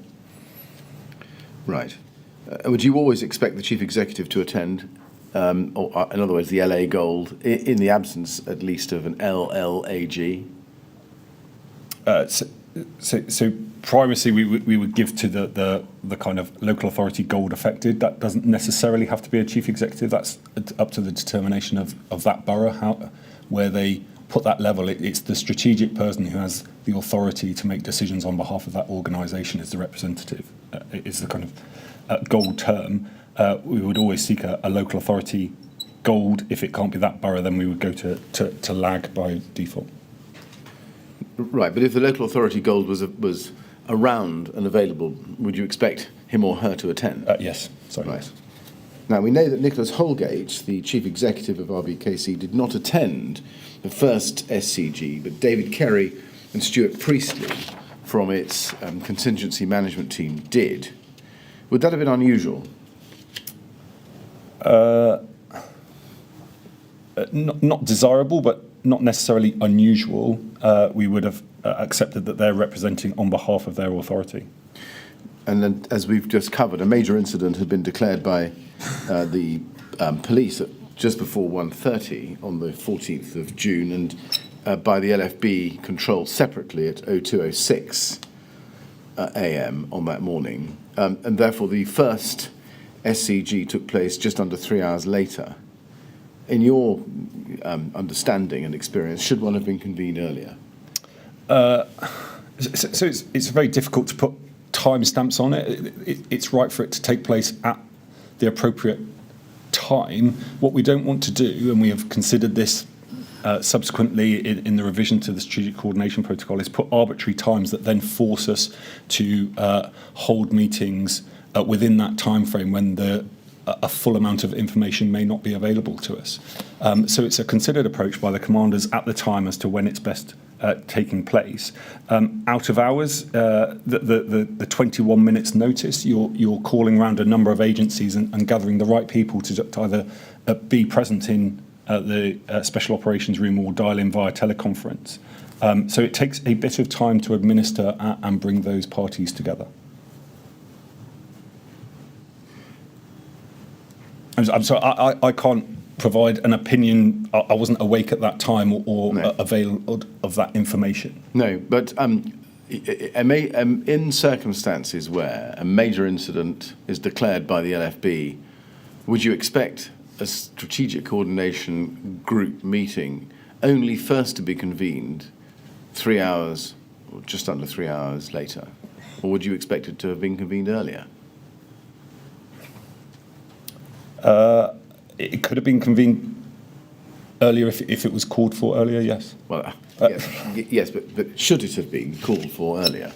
Would you expect a 3 hour delay between the declaration of a major incident and the first SCG? I wouldn't expect it to be done on a timescale necessarily. It is at the time when it is right for the incident to have information available for partners to come together to consider the strategic approach that they need to adopt, and when there is relevant information for them to take a direction on going forward. Right. Now, coming to your own notification, let's pick this up in your first statement at page 18.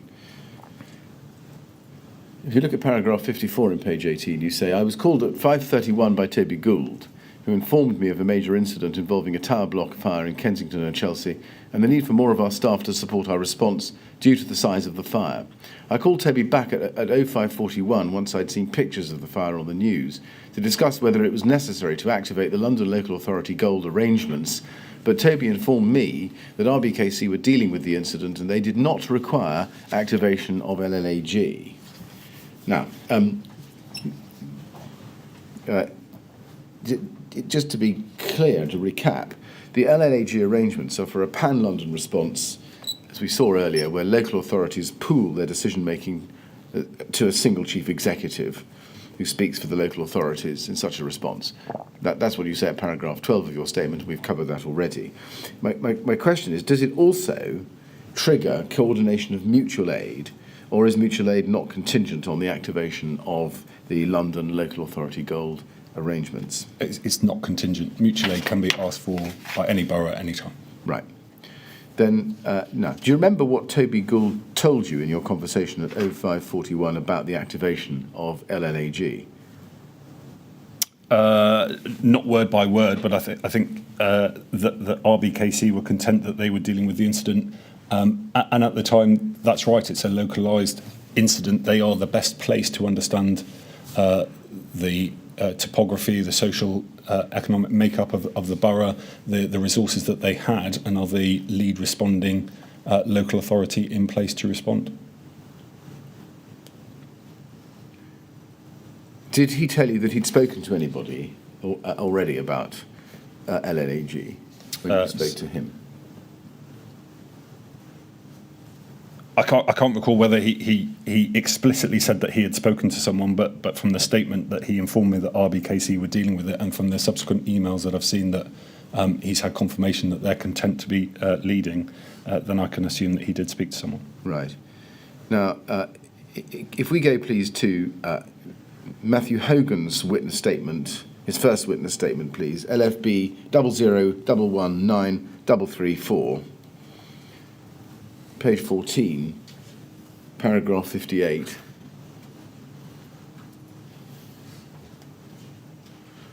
He says, at approximately 4:55, I spoke to Andrew Blake Herbert, duty LLAG. He confirmed with me that he was content at that stage with RBKC taking the lead for the time being. I did not make a contemporaneous note of that call, but I summarised the call in an email sent to LFB and LRG colleagues at 5:58. I exhibit this email as MH27. Were you aware of that conversation, do you know, when you spoke to Toby Gould? I probably hadn't seen the email by then. I think I was woken up 5:30, it said, and then right, and then phoned Toby back as soon as I'd seen the first call was a very short. We've got a major incident. It's the tower block fire. Tower block fires weren't that uncommon. So I didn't grasp the size of it when Toby first said, so he just said, turn on the news and then you'll see. Then once I saw, then I rang Toby back. Right, you say tower block fires weren't that uncommon, but your reaction wasn't, this is a tower block fire for which there is no risk in the risk capabilities document.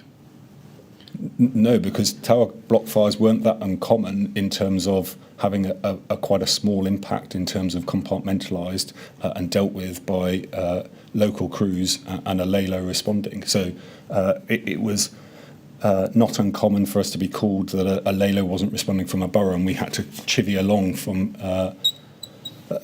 LFB control getting in touch with us to try and leverage local authority liaison officers coming out in support of local smaller incidents.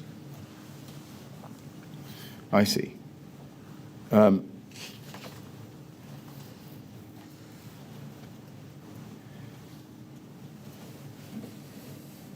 Can we then go to LFB 001193559?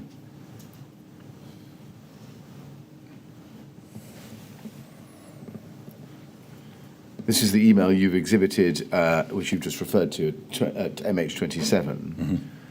And it's Matt Hogan to LFB LRG. Hi all, confirming I've spoken to LLAG, is happy to KNC lead at the present time. Manny will send an update to all boroughs to make them aware. Now, Andrew Blake Herbert was the chief executive of the London Borough of Havering, I think, wasn't he? That's correct. Do you know whether he'd ever acted as a duty LLAG before? No, I don't know. No, you don't know. What does it mean or involve to be a duty LLAG? Well, that is the duty local authority chief executive who is on a rota for that 2-week period, who we would call as the first person we would expect to take over as the LAG role. Right. That is, as you explained it earlier. But what have been the point of speaking to LLAG in circumstances where RBKC had not indicated a need to invite them to participate? Yes. So earlier I said that we hadn't activated LLAG very often, but it would be quite commonplace for us to inform them of events that are going on so that they are apprised of situations and events going on across London. Right, I see. So this is for information. Yes. And would it be normal to inform the duty LLAG of any declaration of any major incident? Yes. I see. And what information would the LRG normally provide to a duty LLAG for them to make an assessment about whether, in their view, the LLAG arrangements need activating? We'd pass them what information that we had, and we would look to tell them whether or not the borough itself was dealing with it or not. Right. Is there any guidance that an LLAG would have to enable him or her to make an assessment about whether the LLAG arrangements needed activating, even though, in fact, the invitation would have to come from the relevant Category 1 responder, the LA? Not specified guidance. By the nature of their role as the chief executive, we're using that experience and awareness, political awareness, and their experience of being a chief executive and running a local authority themselves, as to whether or not there is a need for them to step in or provide support. And do I take it that you don't know what information was provided to Andrew Blake Herbert by Matt Hogan before this call or in this call? Not explicitly, no. And you don't know, therefore, the basis on which he was content for K&C, as he put it, to lead at the present time? No. Did the decision to allow RBKC to lead surprise you at that stage? No. No, it didn't. Then let's turn to LFB 000061289. This is an email at 7:44 a.m. into which you were copied from Toby Gould to Nicholas Holgate. Mm-hmm. Second email down. He says in the second line, I understand you spoke to Matthew Hogan from our team earlier this morning and confirmed you were content for Kensington and Chelsea to participate in the SCG meetings / teleconferences. Please let me know if that position changes and you feel there would be benefit in London Local Authority Gold participation to lead on any pan-London issues. I'm not aware of any at present, given the scene is contained within Kensington and Chelsea. Was it your understanding that if a major incident was contained to one borough of London, then the LLAG arrangements wouldn't be activated?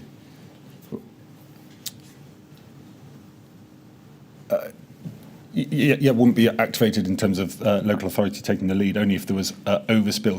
So there are incidents such as a terror incident that might be confined to a single borough, but the ramifications and public and media interest widened out in terms of monitoring of hate crime or prevent crime, in which case we would bring London Local Authority Gold in to kind of oversee those parts. So it's not quite straightforward, but a single site incident like this we would expect the borough to lead on and have their own command structure for. I see.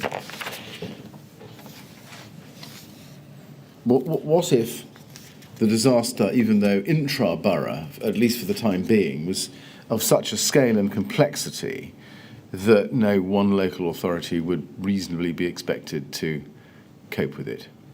Would you expect LLAG to be involved then? Once asked for by the borough, but the borough still knows its residents, its resources, whether or not it is beyond its own capability, far better than anybody else, and would still be wanting that kind of vested interest in leading the response to its residents. I don't see what bringing in another chief executive would bring to it in that early stages. Because they wouldn't understand the resources. All local authorities are different in their makeup and how they would respond, and that's why it's so important to understand what the services that they had on hand were, how they would respond, what the context of the RBKC emergency management plan or contingency management plan was, so that they knew what resources to put in place to respond to this. Now, we've seen from other evidence that just after this, in fact, it's about the same. No, in fact, sorry, in this very email, apologies, he goes on to say, we're standing up people to staff the London Local Authority Coordination Centre to assist in coordinating local authority support, should that be required. Can you explain why it would be that LLACC staff were being stood up if the LLAG arrangements either hadn't yet been activated or it was contemplated that they wouldn't be? We were just anticipating and getting ourselves onto the front foot so that we were prepared if there was an activation or if there was something that we could support with. I see. Let's then turn to LFB 0006129. Look at the first email in the document at the top of the page from Nicholas Holgate to Toby Gould and Andrew Blake Herbert and Chris Naylor, who I think was the incoming LLAG, copy to David Kerry and to you and Matt Hogan. Toby thanks, he says, aside from housing needs that may well spill over borough boundaries, I do not, brackets yet, brackets, think LLAG needs to gear up. Did you understand when you saw that from Nicholas Holgate's response that he too was under the impression that only if the response spilled over into neighbouring boroughs or other boroughs would activation of LLAG then be required? Yes. Yes. Then if we go then to LFB 0006117, this is an email from you to John Barradell and John O'Brien at 8:10. And its subject heading is major incident in North Kensington, local authority gold, as was the email string below it, which we've just seen. You're sending it on to them. Mm-hmm. Good morning, John. Just for information, we've been in touch with both Nicholas Holgate, Chris Naylor as oncoming LLAG, and Andrew Blake Herbert as offgoing LLAG. All are content at the moment that RBKC retain the lead at this point. You see that? Yes. And then you go on to say the LLAC is opening to support K&C should they need mutual aid, and we're in contact with PHE and Fiona Wilcox regarding support to STAC and mass FATS coordination. All boroughs have been made aware, but no requests for mutual aid yet or other issues raised by other boroughs. Now, Chris Naylor, there's a reference to him there being the oncoming LLAG. This, I think, was his first ever time as duty LLAG. That's correct. Yes. And he was chief executive of Barking and Dagenham, wasn't he? That's correct. Do you know when he became chief executive of Barking and Dagenham? No. There is some suggestion in publicly available material that it was in 2015. Would you quarrel with that? Yes, I wouldn't disagree with it. No. If that's correct, can you explain why this was his first duty as duty LLAG more than 2 years later? So we didn't put a new chief executive to London on the rota within a year of them arriving, so there was time for them to bed in, understand the personalities across, and then when we would have constructed the rota following, he may just not have been put on until later on due to his availability. Right, I see. Is I think we covered this earlier, but just confirm again for me, is the LLAG duty role always fulfilled by a chief executive? A head of paid service, yes. A chief executive.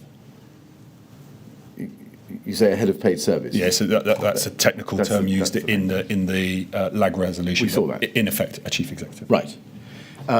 So likewise, we wouldn't take interim chief executives either onto the LAG rota, which is why it ran at slightly less than 33. And what training does a chief executive receive before being added to the LLAG duty rota? So they would have received a briefing from one of our teams, so either the head of LFBEP at the time, or after that, it was normally Mark Sawyer who delivered a kind of hour-long briefing session to them. We offered them a visit round SOR where we would familiarise themselves with the areas that they would be working on. But I stress also this is incremental. This is the LAG elements, not their training as a gold within a borough. So it's not their entirety of their emergency response training. This should be an addition on top to the kind of complexities or the specifics, should I say, of being a LAG. SOR is what? Special Operations Room at Met Police Lambeth. Right. And if we go then to your statement, please, at page 16, your first statement, paragraph 47, you say the details of local authority training events delivered by London Resilience Group are provided in a document you exhibit. And let's look briefly at the exhibit. This is JH43. That's at LFB 000061215.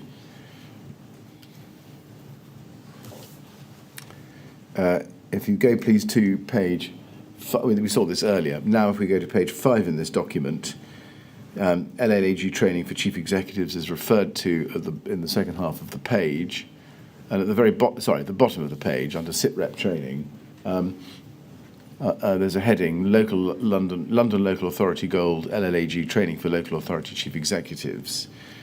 And it says a round of London Local Authority Gold LLAG training was due to take place in 2017. However, due to other priorities, including incidents that occurred in 2017, this training was deferred until after the time of the Grenfell Tower fire and delivered on 20th of November 2017 and 23rd of January 2018. Does it follow then that the training on the 20th of November 2017 was the first LLAG training for chief executives since March 2016? So there would have been specific briefings, but we recognised that there was an improvement to be made in the training for chief executives, and that can be seen in the EP 2020 report of 2016, where we wanted to increase the awareness and improve the training available to them. And we were going through the process to bring in external facilitators, interaction with DCLG, information from the coroner, information from ANAIRS as a humanitarian assistant lead, so they put the people first in a response. That was due to take place, I think, around the 24th of June, which we obviously had to then postpone. I see. And then going back to page 3, which we looked at earlier, we've got the LLAG support team delivered to Islington, Waltham Forest and Camden. We can't see a reference to RBKC there. What do we make of that? Did it not get delivered at all to RBKC, or was it just not in this period covered by this document? So not in this period covered by this document. Previously, however, so this is specific support team training to London Local Authority Gold, and we had slightly changed the arrangements because of the change in facility, so that the facilities at Lambeth are far reduced than they were at the Strategic Coordination Centre over at Emperor State. So you couldn't take a large team with you if you were operating as a Gold. So we refined that team down to an advisor, a deputy, and a logist. This previous training had been at a time when that team was much larger, and we were familiarising them with the kit and equipment that we supplied, whereas that was a changing model due to the changes in technology, the ability for LAG to dial into teleconferences and avail themselves of their technology, and also a wealth of advisors in their own directors within their borough. And RBKC, that the predecessor to Nicholas Holgate, had not been on the LAG rota for his own personal reasons. So RBKC had not been through that LAG support team training. Right.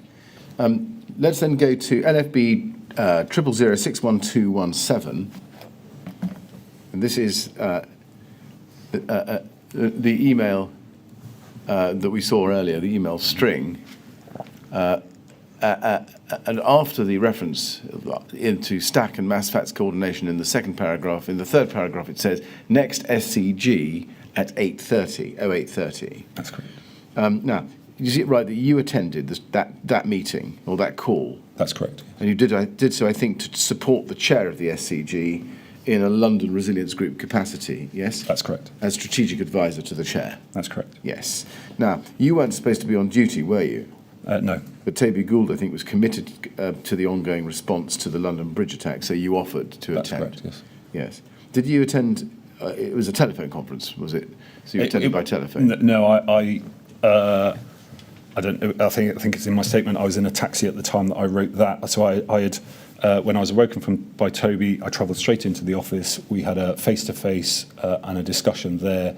That's where I rang Chris Naylor. I then jumped in a taxi outside of LFB headquarters, which is Union Street, and it's only a 5-minute journey down to the Special Operations Room. So I got there probably just as that email was sent, and made my way down, so I was physically present in the room.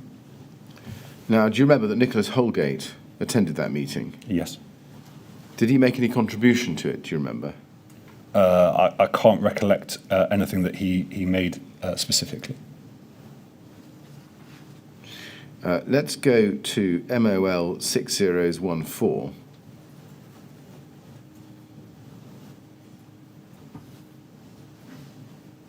These are the minutes of the 8:30 SCG meeting on the 14th of June 2017, and it says place teleconference, as you can see.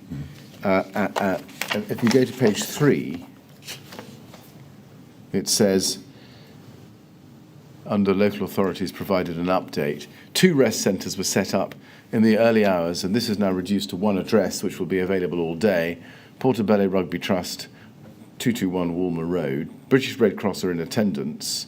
100 persons are in attendance at Harrow Road Club and 150 at the Rugby Trust, a combination of evacuees and those affected by the fire. Was there clarity at that stage, to the best of your recollection, as you saw it, on where those affected persons should go? No. No. Was there any discussion at that stage, at that meeting, about the humanitarian assistance that was being provided or prepared for those affected by the fire, such as emergency accommodation, food, drink, money? Probably not at that meeting. I think fairly soon after the arrangements or the kind of the humanitarian assistance framework was beginning to be instigated, and I think there was subsequent discussion between the Metropolitan Police and local authority to tie down the details of where those various centres were. Right. Now, can you recall, even roughly, how long this SCG went on for? Probably in the region of about 45 minutes. Right. Rebecca Blackburn's recollection is that the meeting was 1.5 hours and finished at about 10. Would that chime with your recollection? No, I think in my statement I said most of those meetings were 45 minutes to an hour long. And this one wasn't longer, you don't think? Not that I can recall. Now, we know that there was a Cross Whitehall meeting at 1600 hours on the 14th of June. Mm-hmm. There's some run-up to that. First of all, I think you've got a logbook which records that. That's at LFB 000061219. If we go to that, there's your logbook. We can go to page 6, please. Entry number 12, times at 12:15. You say, notification of Cobra meeting for 1600, SCG chair informed, LFB informed. That's correct. And then if we go to LFB 000061223, we can see that there's an email from you to Chris Naylor and John Barradell to update them about the incident. You send that at, as you can see, 1421. And in the second line it says, or second paragraph, it says, there have been 3 SCGs and a 4th is in progress now. And then 3 paragraphs down it says, there is a Cross Whitehall meeting at 1600, which Nicholas will be on the call to represent local government. The focus at present for RBKC is sorting the practical and accommodation needs for those affected by the incident. And you go on to say, in the penultimate paragraph, one of the key issues to this incident is likely to be the duration and demand on rehousing and supports to the affected population. So you are already under the impression that this was going to be a mass displacement incident. Is that fair? Yes. Even at this early stage, yes? Yes. Yes.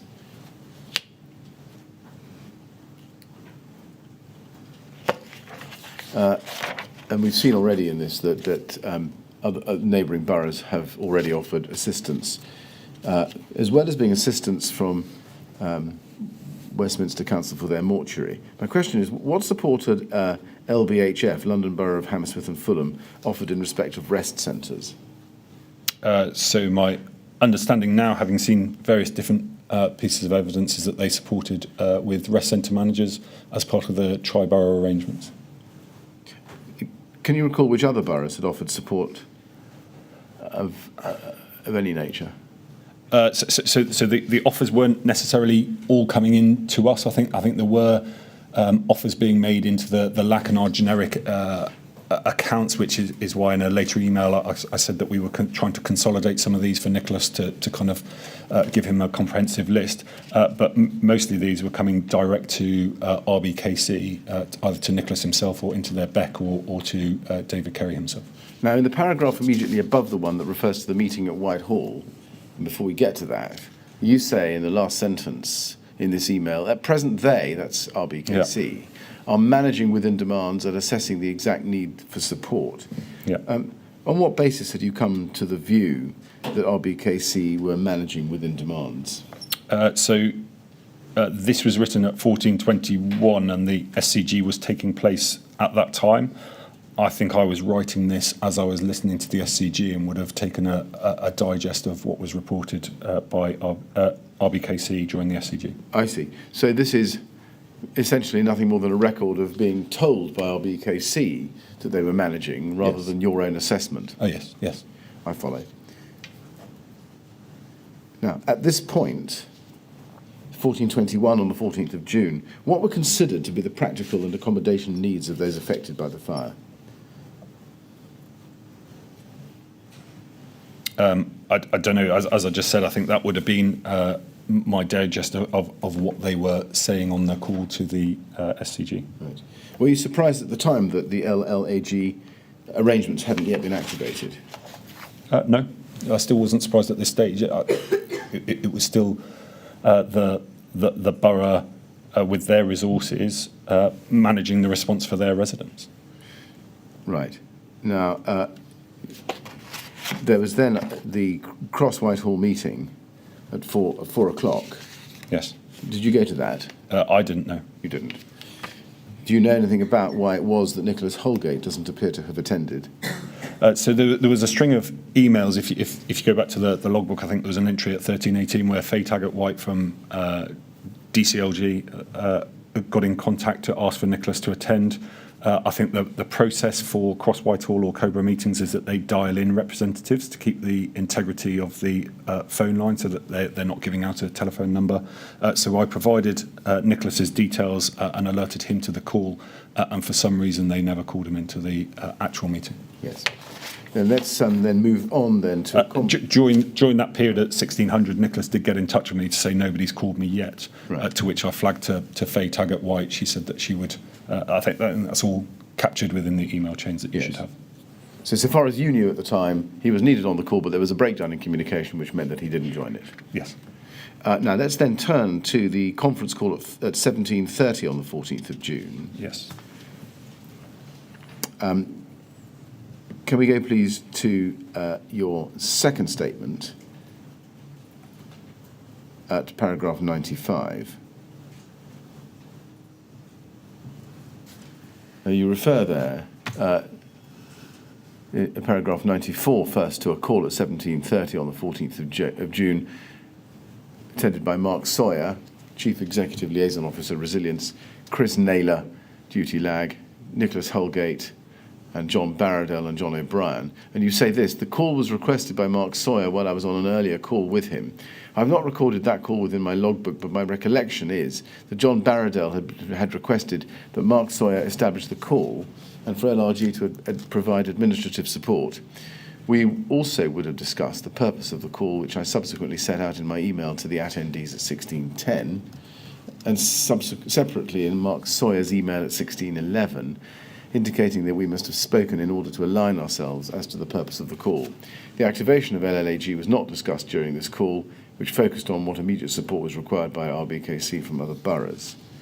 Now, this call isn't recorded in your logbook, nor mentioned in your first witness statement, but your recollection in this statement is that it was John Barradell that requested the call. Yes? Yes, so not directly to me, but Mark Sawyer in his capacity worked from the City of London. So my assumption was that he would have been in contact with John Barradell throughout the day, and that's John's capacity as the chair of the local authorities panel, which is why we kept him and London councils updated throughout the day. And on the back of recent incidents, most notably London Bridge, we had instigated a new process of having what we would we would term a lag family call, where we were able to provide that peer support to the boroughs affected, and just apprise those in the kind of senior lag family. So John Barradell as the chair of LAP, John O'Brien from London Council's the duty lag, and any of the affected boroughs. Right. Now, do you know why it was that John Barradell requested the call? No, I presume as a check-in to make sure what the immediate support was required from RBKC. I think we outline it in the email that I focus what the intention was. You say in the middle of the paragraph that the purpose was, in a separate email, to align ourselves as to the purpose of the call. What did you mean by that? So that would have been Mark and I saying it's not a formal part of our process, so we didn't have a default agenda for it. So to give people fair warning of what the likely topics were, I think I sent out an email at 16:10 saying these are the likely topics so that people could prepare. The discussion that Mark and I had would be to agree the kind of the wording terminology of those.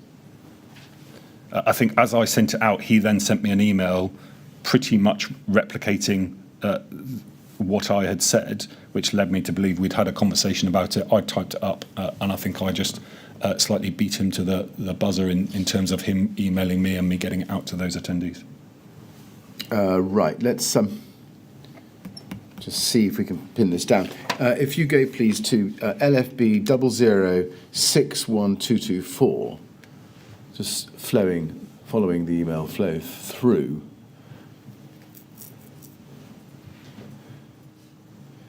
If you go to the email at the foot of page 1, here is an email of 1610 from you to Nicholas Holgate, Chris Naylor, John Barradell, John O'Brien and Mark Sawyer. Yes? Yes. Is that the email you're referring to? Yes.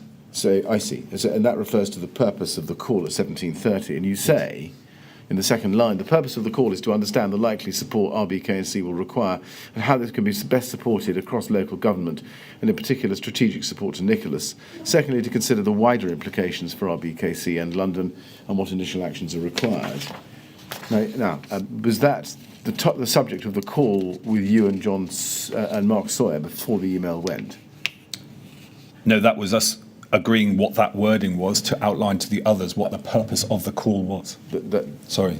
Yes. So that was giving the attendees, Nicholas, Chris, John Barradell, John O'Brien, and Mark and myself, the understanding of what the purpose of the call at 5:30 will be. Yes, I see. And you say that the activation of the London local authority goal was not discussed in that call. Not explicitly. That's what you say in paragraph 95. Yeah. Even though it focused on what support could be given to RBKC. Why wasn't the invocation of London local authority goal discussed, or to be discussed? Because it wasn't requested by Nicholas. Simple as that? Yes. Did you have a view, or did you and Mark Sawyer, or you and John Barradell have a view about whether or not it was wise for Mr Holgate to continue not having invoked London local authority gold? I didn't have a view that it was the wrong decision, because he still has the assets and support available from the other 33 boroughs. He was being quite cognitive about what support it was he needed. It wasn't a send me everything you've got and then they would have an issue of sorting out huge numbers of people coming in. He was trying to find the dedicated resources that he needed to deal with the response as it was unfolding. Now, underneath the... was my understanding. Right. Underneath the text we've just been looking at, there's an agenda which we find at the top of page 2, underneath the list of attendees.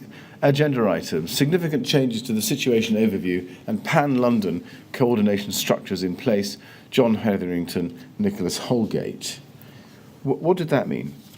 What were the pan-London coordination structures in place to which you were referring there? So I'd have been outlining the SCG, how that is in place, the battle rhythm that's taking, what other subgroups are setting up underneath it. So the mass fatalities group, the humanitarian assistance group, I think, was starting to be at least mooted, if not kind of in place by that time. So we were giving the other members on the call an understanding of the breadth of the structures being set up. And why was that necessary if, so far as you could see it, Nicholas Holgate was happy for LLAG to remain uninvoked? To provide them an understanding of the wider network of response. In case he wanted it? Yes. It was so that the attendees on that call had a grasp of the magnitude. So you have the strategic coordination group, and underneath it sit a number of subgroups, such as the mass fatalities coordination group led by the coroner, or the humanitarian assistance group, or the London Resilience Communications Group, and all of those were invoked and responding, and we were providing an outline of the structure that was in place at the time. Now let's go to LFB 000612227. This is an email after the 5:30 call at 6:33 from you to Hamish Cameron, Matt Hogan, Toby Gould and Steve Ham. You see that? Yes. Looks like we're pushing the SCG to 11 to accommodate an internal LA meeting. I think by Friday we'll be handed over to recovery, so that call should go ahead. I think it needs to go with the Trooping the Colour and other events over the weekend. Just spoken with Mark following the local government call, and then you go on. RBKC wants support, but they don't know what they want, and are sensible in that they don't just want bodies, they need the right people. The key now is for RBKC to set the right structure for recovery and HA. Mark is going to go there at 8 to meet them, along with Deborah Collins from Southwark, to provide that advice and push them to setting their own structures, particularly as this is going to be a long recovery process. Now, what did you consider? You say there, and are sensible in that they don't just want bodies. What can you just help us? What was it about RBKC's approach that you consider was sensible? So at that stage, it seemed extremely logical. They had their command structure in place. They were talking of having all of the right structures in place. They were starting to understand and assess the needs that they had. And I think it was Nicholas Holgate who was saying that he didn't just want lots of bodies, he wanted the right person to carry out the task that he needed them to in order to discharge those functions. It seemed logical and sensible that they were going through the right steps at that time. The evidence has shown that perhaps the response wasn't there behind it at the moment. And when you say RBKC wants support, but they don't know what they want, what gave you that impression? So they hadn't done an assessment of exactly who they wanted. So rather than just going out to local authorities and putting out a blind request, you can see that people such as Deborah Collins from Southwark, who had recently responded to the London Bridge attack, and I think colleagues from Southwark also had experience from the Lacanau fire, were going in to advise them and apprise them of the right structures, what kind of levels of support they would need, and how to put that in place. And as I've shown you, you say that the key now is for RBKC to set the right structure and for recovery and HA. Was there an issue or problem with the recovery and humanitarian assistance which you were aware of at the time? No, so this is still the first day. Our understanding was that was still very much the operational response phase. Overnight that night, I have a recollection, but I cannot find where it was written in any of my evidence that the thinking was that RBKC would start to set out their recovery strategy and what structure they would be looking for to put in place for the recovery, so that the operation could hand over to that. And also build up the humanitarian response, humanitarian assistance response as well. Did you remember having a discussion with Mark Sawyer or anybody at London Resilience Group about Eleanor Kelly or John Barradell providing peer support to RBKC at that moment? So I think that was covered on the 17:30 call, that there was an offer from John to send over some of his communications colleagues, and I think he intimated, or there was or Eleanor had previously intimated, and it was raised by Nicholas on the call, that 2 officers were going across to support him with experience from Southwark. If we go then to LFB 000612225, very shortly after sending this email, you send another one. This is a summary of the call that you had at 5:30, I think. And this is you call it a short précis. You sent it to Nicholas Holgate, Chris Naylor, John Barradell, John O'Brien, and Mark Sawyer. A short précis of the earlier the earlier teleconference. It refers, as you can see, in the paragraph at the end of the section headed Immediate Support and Longer Term, about 3/4 of the way down your screen. It says London Resilience will work with RBKC to ensure the right support to humanitarian assistance and recovery going forward after call note. Mark Sawyer will liaise with RBKC tomorrow morning to detail out this support and provide initial support regarding structures, needs and experience of previous events. Was there a difficulty with Nicholas Holgate activating the LLAG arrangements at this stage? No. I mean, was it something that the meeting, other than perhaps Nicholas Holgate, had considered was by now necessary? No. No. This was still a Wednesday. Yes. Yes. No.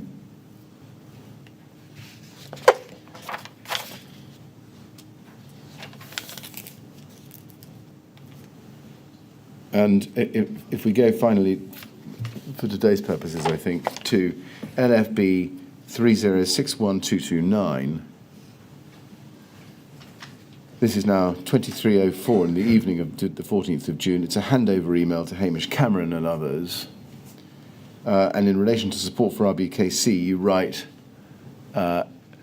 RBKC support. Mark is meeting with RBKC to discuss their arrangements for HA and recovery. I've made the point this is going to be a very long process, talk of weeks, simply to shore the building to gain access for body recovery. I've made the point to Mark that they should look to consume this in everyday business as far as possible so that we don't get drawn into a long-term support. Mark agreed with this. I think we will need to do something, but I think if possible, some advice early days to bring the right people together and let them get on with it. And what did you mean by not getting drawn into longer-term support? So we have a team of 20. We already were entwined in the response to London Bridge, which had been kind of 11 days earlier. And we always have to be cognizant that there will be another incident at another time. Because we are that support to the SCG. And I think it was played out on the Sunday night with the Finsbury Park attack, the subsequent weekend with the Chalcots estate, that we could at any time be drawn off to support another incident at any time. So we didn't want to be drawn in or providing the integrated support for a responsibility that is actually that of the boroughs. And we'd been drawn in for London Bridge to support Southwark because they didn't have the necessary expertise at the time. So we stepped into Secretariat, that Humanitarian Assistance Steering Group, and had found it hard to extract ourselves and get ourselves back onto a footing where we could respond to any other incident. And in the next paragraph, but one down, which starts battle rhythm for tomorrow, 4 lines down in it, you say, Gold is very good this evening, really engaging with conversation and open to suggestions regarding timings, etc. So it felt like the role we were supposed to be doing of advising them. Yeah. Who is Gold? Is that Nicholas Holgate? No, that's the Met Police Gold. That's Met Police Gold. Yeah, so right. if you, I talk about the change of the meeting time because of RBKC, but the second sentence where it says the Met, that I refer to the Metropolitan Police. I'm keen to hand this over. So that's me referring over to the Metropolitan Police. And then SCO 22 is the Emergency Preparedness Unit within the Metropolitan Police. So that's what I mean, albeit working through them in terms of our access to gold as and when we need to kind of make suggestions. Thank you very much.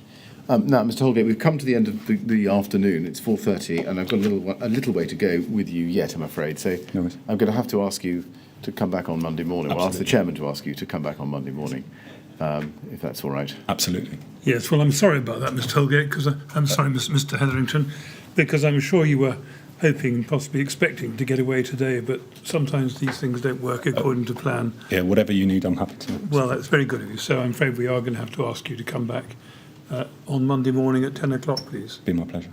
And as before, with the weekend coming up in particular, please resist any opportunity to talk to anyone about your evidence. I will do. Thank you very much. All right, thank you very much. Would you go with the usher then, please? And we'll see you on Monday.